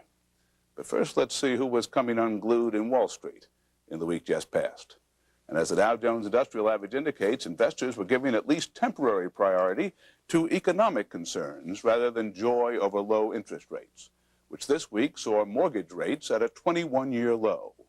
The Dow's 5-day downtrend totaled just under 65 points to leave it at 3413.77. The broader blue chip indexes showed even worse damage, with all the averages finishing down and the over-the-counter composite taking its 5th punch in 6 weeks. But take heart if you believe in the technicians. Our ELVS index remains at a still bullish +3 on the outlook for the Dow 6 months hence, once the current nervousness has passed. Unease from Bosnia to Bakersfield even caused a perk up in the gold market, where the metal threatened to cross $350 an ounce for the first time in more than 6 months. Again, not precisely the vote of approval for which Bill Clinton had been yearning. But in a week like this one, he'll take it wherever he can find it, even from gold bugs and stockbrokers. Now, before we meet tonight's special guest, let's take a look at the history of the firm that has become the most spectacular symbol of a striking characteristic of the entire brokerage industry for the past generation: the urge to merge. We start in 1970, the year Wall Street Week first went on the air, when a small institutional firm, Kogan, Berlin, Weil, and Levitt, sparked by one of my guests tonight, Sanford Weil, bought the old line firm of Hayden Stone and took its name. In 1974, the growing company acquired the firm of Shearson Hamel and took a new name, Shearson Hayden Stone.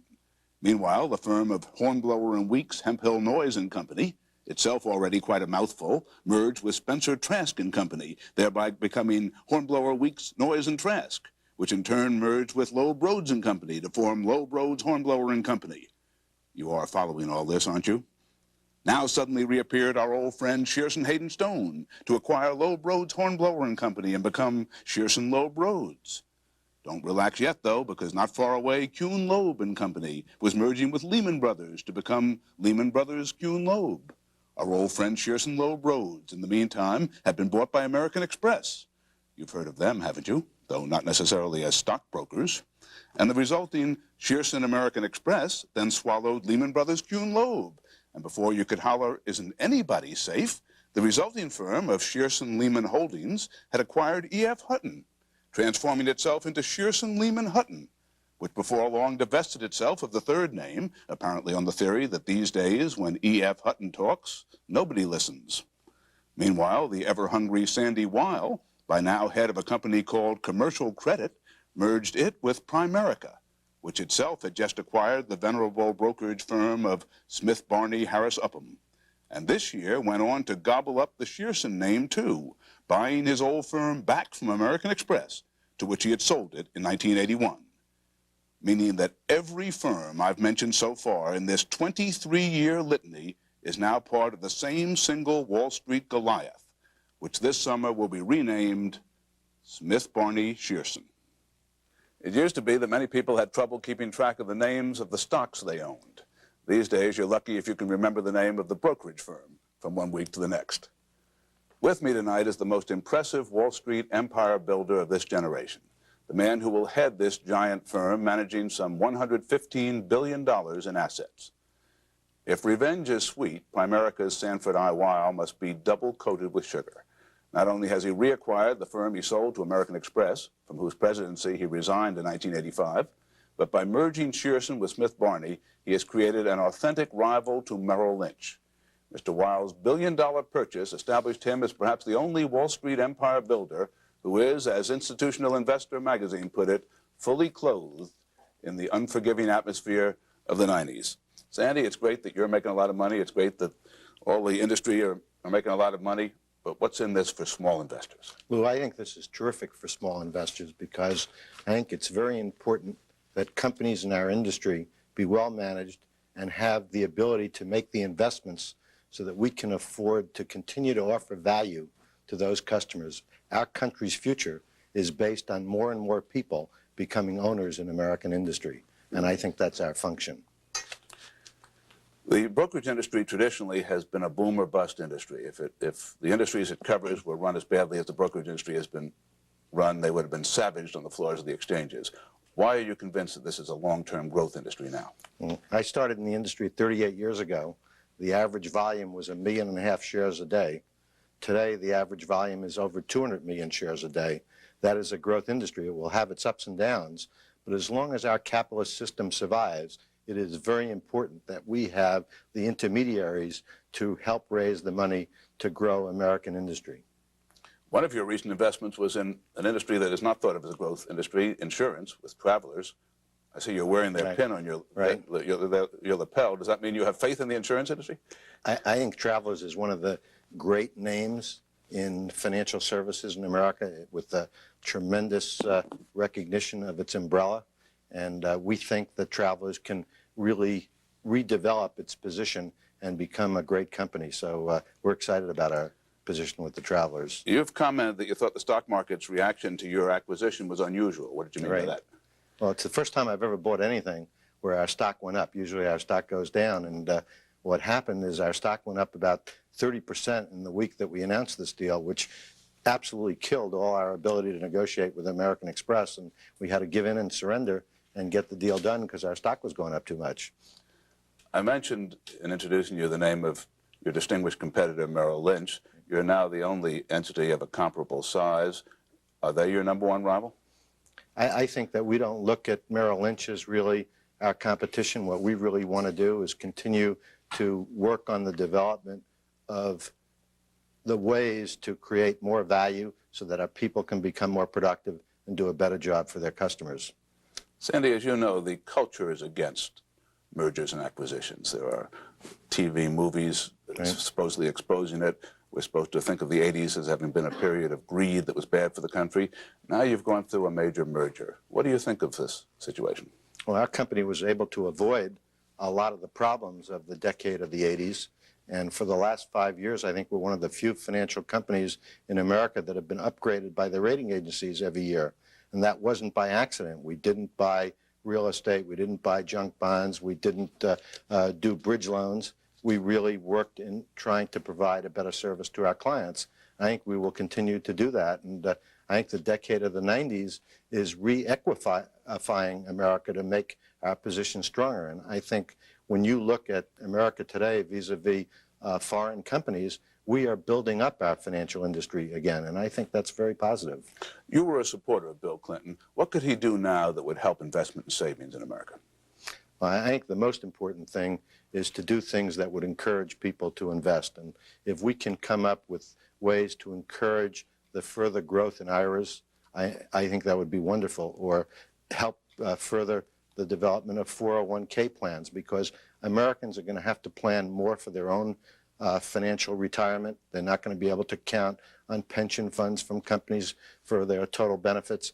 And I think it's important that we get tens of millions of families owning their share of America rather than concentrating on just capital gains taxes. Finally, as you know, many people who had never before been in the stock market have come in recent months buying stocks and mutual funds because interest rates were so low on short-term investments. Is there a danger that when the market sells off sharply, these people will panic and run? I think there's always that danger, and I think that's really the importance of having a broker or a financial consultant dealing with somebody, because it is very tempting to move from 2.5% interest to something else that may not be in that customer's best interest. So I think what we do is even more important today than it's ever been. You think there's still a need for the full-service broker? I absolutely do. Thanks. I need one. Thanks very much, Sandy. Well, you have a nice account, too. Whatever all these changes have meant for brokerage house customers lately, the environment has been terrific for the brokerage houses themselves. Since the start of 1991, for example, stocks in general, as tracked here by the Standard & Poor's 500, have risen by just over 32%. Meanwhile, the S&P index of the stocks of 5 major brokerage firms has soared almost 6 times as fast, nearly tripling in less than 2.5 years. So that at least for now, the answer to the old question, where are the customers' yachts, may be at the docks of those who bought the brokerage stocks.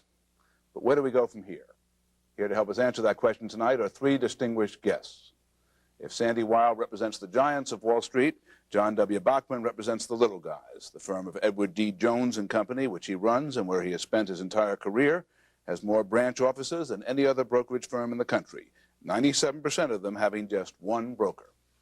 James R. Jones went from Capitol Hill, where as an Oklahoma Democrat he became chairman of the House Budget Committee, to Wall Street, where he has served since 1989 as chairman and CEO of the American Stock Exchange.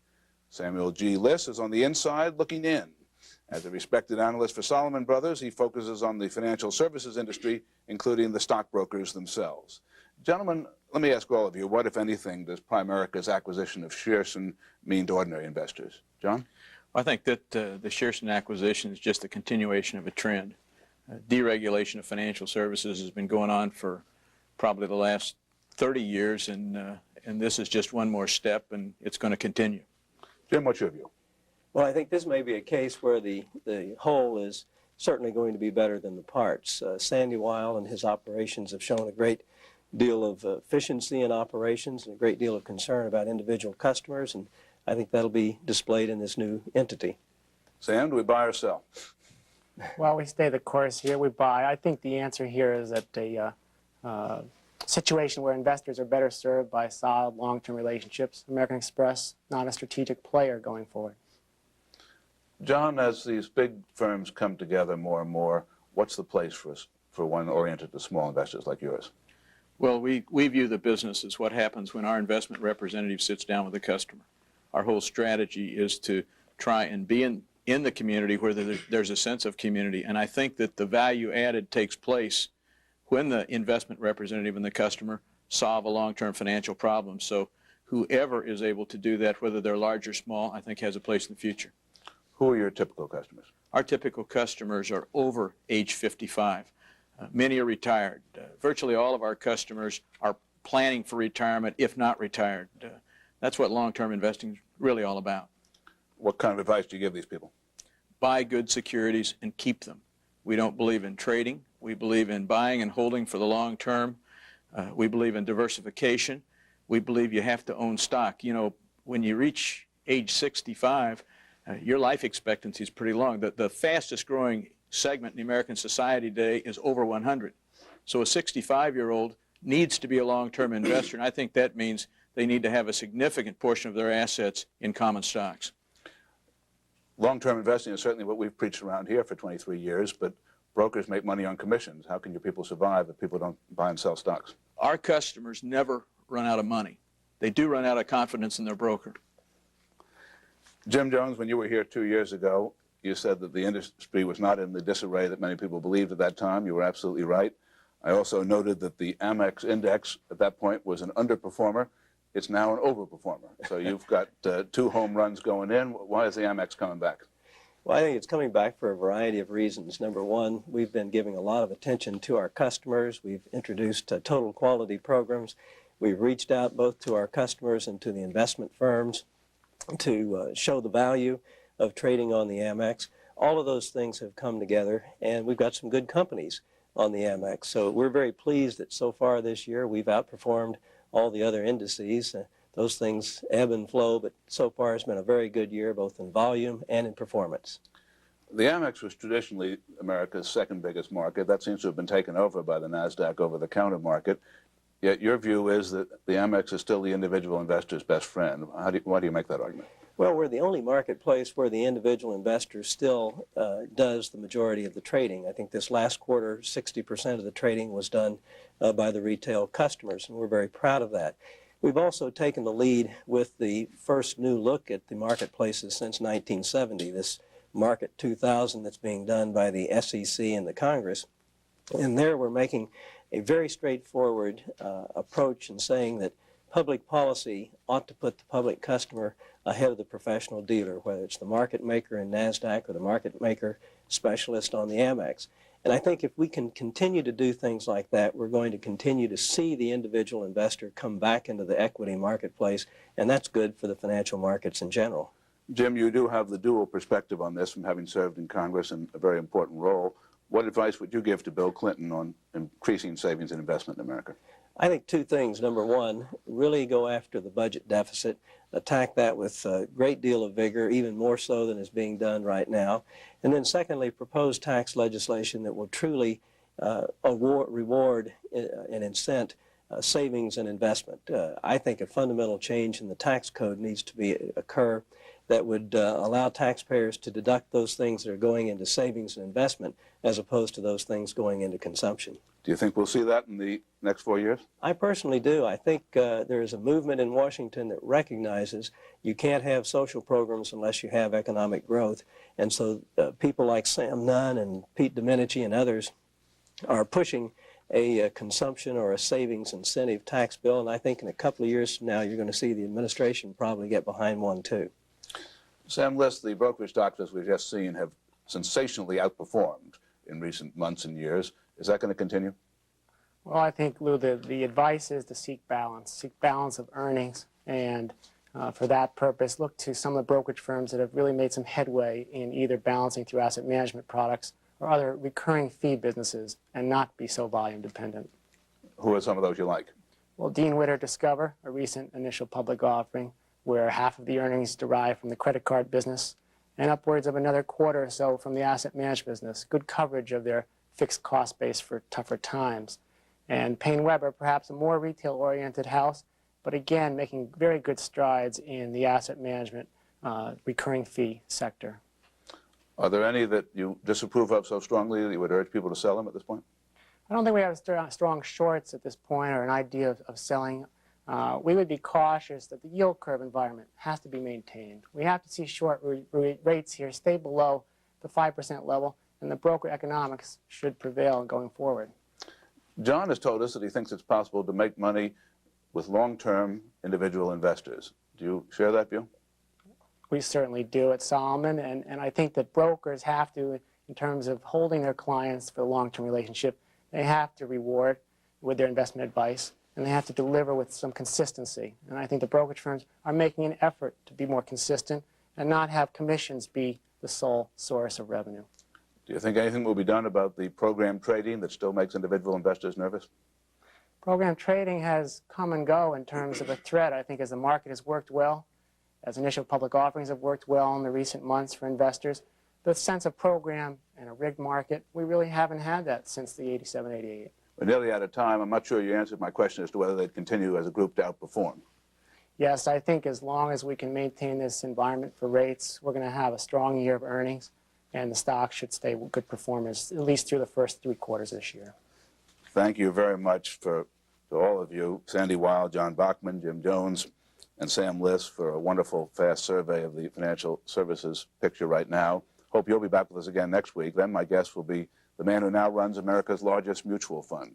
He's Jeff Vinnick of Fidelity Magellan, and he'll be telling us where he's putting his billions of dollars and where we might make a somewhat more modest sum for ourselves. Come join us, and remember to think real big. Meanwhile, this has been Wall Street Week. I'm Louis Rukeyser. Good night.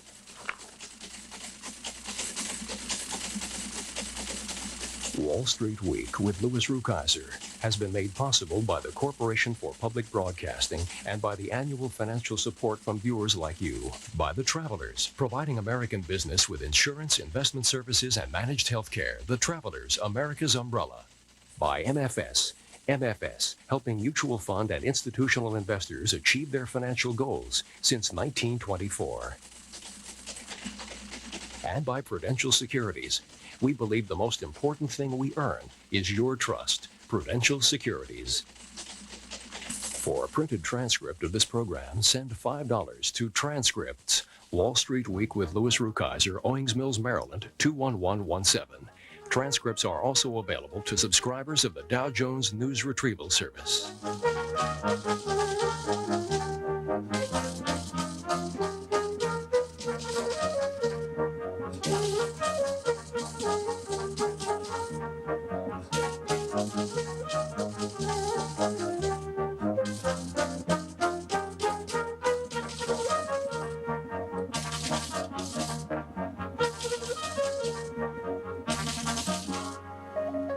Wall Street Week with Louis Rukeyser is produced by Maryland Public Television, which is solely responsible for its content.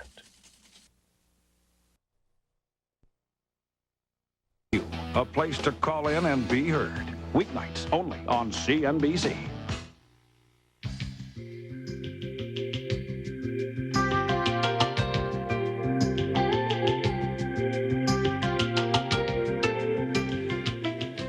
Welcome back, everybody. We're up 12 points now on the Dow. All right, well, as Congress begins examining ways to make stock exchanges more efficient, the American Stock Exchange has come up with a plan to protect its turf. Joining us now to give us his side of the story is James Jones, the chairman of the American Stock Exchange. He comes to us from our Wall Street Bureau, which is his bureau, actually. Mr. Jones, good to have you with us. Thank you, Neil. Good to be back. Let me ask you something here. You know, recently, all the major stock exchange chieftains, yourself included, were down in Washington. Without trivializing it, I guess each trying to talk about how important his exchange was to the marketplace. What do you think the fallout was from that? I mean, the feeling seems to be that there's going to be some single oversight of all the representative markets in the very near future. How is that going to play out on the AMEX?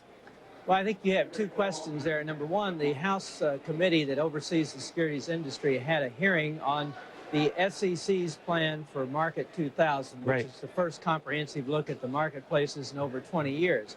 One part of your question deals with will there be one single regulatory commission, and I think you're moving in that direction, but I don't expect it to happen in the next couple of years. The other part of your question is what will the marketplaces look like, the securities marketplaces? And there the American Stock Exchange has taken a very strong stand that good public policy ought to be to put the public customer before the professional dealer, whether that professional dealer is in the auction market, such as the AMEX, or the dealer market, such as NASDAQ. And that was the basis of our testimony before the Congressional Committee. Now, there was a lot of beating up on Mr. Hardiman over at NASDAQ, not from you specifically, but from other exchange chieftains who worry that the exponential growth we've been seeing at NASDAQ is going to work to your exchange's detriment, even the big board's detriment. How real a threat is that longer term to 2000 and beyond? Well, I think there ought to be competition between the dealer market of NASDAQ and the auction market, such as the AMEX and the New York. But right now, the competition is not on a level playing field, as they say. How so? Well, for example, right now, the auction markets, such as the New York and the American, have the concept, have the regulations that if a public customer comes into our market, their bid or ask, their quote, is transparent. It's given out to the world and helps in the whole price discovery mechanism. And B, that public customer does have priority over the professional dealer, the specialist or the market maker. In the dealer market, since the last time Congress and the SEC dealt with the securities markets was 1975, the markets have changed substantially, and the dealer markets have grown partly because they've made an awful lot of money putting the dealers ahead of the public customer.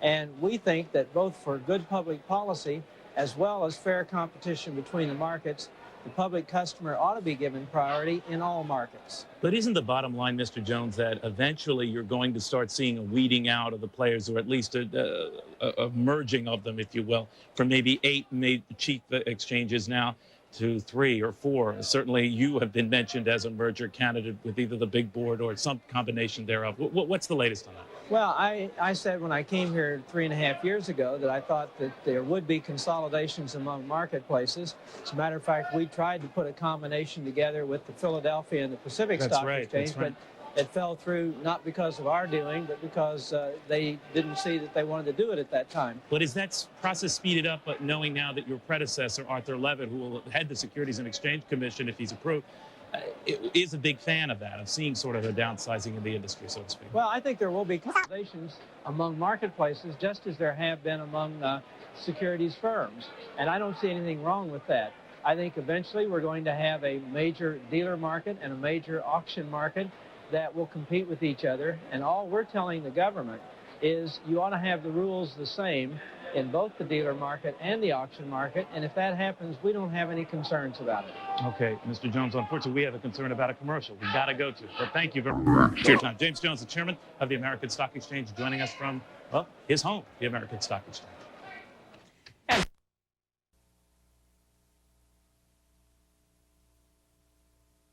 Hello, I'm Ed Liefeld with Bloomberg Business News. Today it's our privilege to have Jim Jones, chairman of the American Stock Exchange, with us. Jim is no stranger to controversy. Some he goes looking for, and some finds him. For example, the story in Wall Street Letter that we saw yesterday about the election of the Board of Governors on April 12th indicates that some people might want to ask you to step down. That's our first question right there, so I'll hit you with the best first. No, I think that's a pretty manufactured story. What happens when you come to an institution that has had a way of doing things and you're trying to turn it around and do things differently to meet modern conditions? You make some folks mad, and so they make some noise. But there's the last time this came up, the board extended my contract, actually, and expressed full confidence in the strategic direction we're going. So I'm not concerned about speculative stories like that. Without getting into personalities, why are you so controversial? I think anybody who tries to change things and to adapt to modern conditions are going to create certain people, certain enemies that become controversial. And I have always felt that you can't just sit on what you've done. You have to keep constantly moving and constantly trying to improve. And there's a lot of folks who don't want to do that. They don't like to change. Well, ultimately, people are always going to look at the bottom line. What are profits like at the American Stock Exchange? Are they going up or down? Yeah, we've had a good year last year. In fact, on trading volume, it was our highest all-time trading record in trading equities. We were the only exchange that had a significant increase in options trading. We had a profitable year. We began implementing our strategic plan and putting substantially new technology that will make us even more competitive in the future. So last year was the first year of our strategic plan. It was a good year. We think this year is going to be better. It's gotten off to a better start. So we think that the future looks good. What's the trend line with profits at the AMEX since you've been there? Have they gone up or down? Well, they've gone, as you know, there was a decline when I came there in '89. And then in 91, I think it was, or 91, we decided to basically change our strategic direction in a number of ways and to make major write-offs. So we had a loss year that year because we were writing off major write-offs. And then last year we turned to good profitability. Well, no one can say you haven't been proactive. You started the emerging company marketplace for small cap stocks, and that was a very gutsy move. Can you tell us a little bit about that? It was a move that I think was needed. Even in my previous time in Congress, I met a lot of what I call incubator type companies, emerging companies, who needed visibility. They needed the capital to be raised efficiently in order for them to be able to grow and to take their place among major companies. So what we were able to provide was a small market niche for these kinds of emerging companies. I called an incubator market because that was the design, to help them meet their goals of growth. The success has been good. We decided to start out slowly. We had 32 companies in the first 9 or 10 months, and 25% of those will have graduated to the full listing, AMEX listing, by the end of the first year, which means the concept of helping them gain capital and visibility and grow has been working. We're going to continue the concept. We want to keep it, relatively small, because we want it to be done correctly. So you're not letting a lot of new companies in right now. That's one of the issues, is whether you're going to let more companies in. How fast are you going to let them in? Well, to give you an example, only a small fraction of the ones who contacted us were eligible to be considered. Something like 500 companies contacted us after we announced the emerging company marketplace. Of those, only 67 companies were taken to what we call our Blue Ribbon Committee, and of those, only 53 passed muster. So it's a group of companies that passed a series of rigorous tests for emerging companies, and so there are not that many that are eligible. There was a story in the paper that we may have a third-tier market to help the others that are not eligible, and we have no plans to do that. And the reason is very simple. We're doing a lot of new and innovative things at the American Stock Exchange. We want to do them well. We don't want them to be judged by their quantity, but by the quality. And we just don't have the resources to establish another marketplace. How did that issue come up then? I saw it in the Wall Street Journal story, yes. It was in the best we can figure out, because the head of our corporate communications who sat in on the interview, the best she could figure out was that I was asked about the need for the marketplace, and I recited the number of companies who contacted us and the ones that we just were not able to consider. And as I recall, the questioning was, the reporter said, well, would you consider a third tier? And I said, there's a need for some sort of a market to raise efficient capital, but we have no plans. Our plans for the next year are underway, and we have no plans for that. And he basically, I think, said, would you ever consider it? And of course, you never say, I'll never do anything. Never, right? So that's the best we can figure out. The stock price of the companies in the emerging markets, there's some controversy about them. People say they've gone down since they've joined. Is that true? Well, as in any marketplace, you have some stocks that have gone up and some have gone down. In looking at the most recent data I had, when you compare from the time they announced they're coming to the emerging company marketplace to the present, I think about 60% went up and about 40% went down. Is that a good record, though, in a year when almost every stock just, I mean, the stock market was, for small caps particularly, look at the NASDAQ index. Yeah, but see what's happened in the NASDAQ index. It's just gone... You're talking about in the last month, right? Well, but the point is you can prove anything by statistics in terms of the point in time from which you choose. I can pick out different points in time in the last year in which the stocks went considerably up from where they were. The things that are not deniable about the emerging company marketplace are the market quality.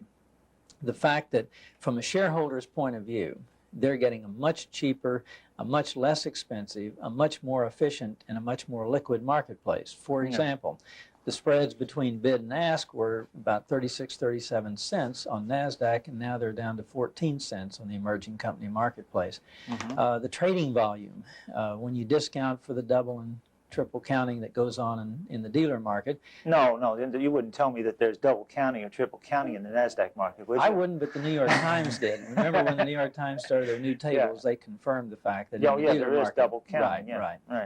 But that's one of the reasons why the volume numbers, you can't just measure them straight one to another. It seems to me like the AMEX would now be the natural forum for smaller company stocks. NASDAQ has gotten so big in so many ways. I mean, they have stocks like Intel and Apple and so many big stocks that, if you're going to be that marketplace, does that make logical sense to go in that direction? Well, is that why you moved that way? Well, no, we felt there was a need, and we felt we could do it better.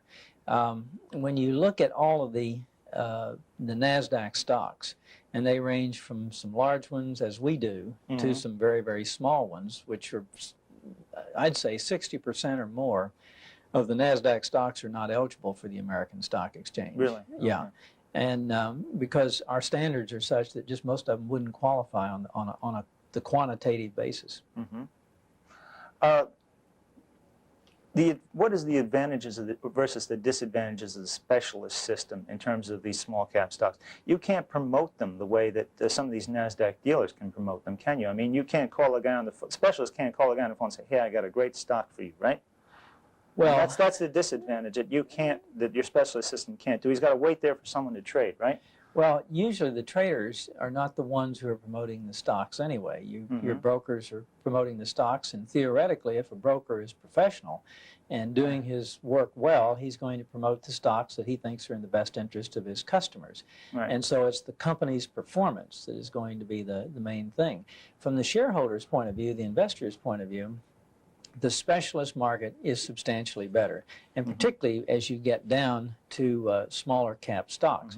Because a major difference between a specialist system and a dealer system is that the specialist acts as an auctioneer, basically bringing the public buyers and sellers together so that they can trade and get the advantage of being able to trade with each other without a professional middleman stepping in.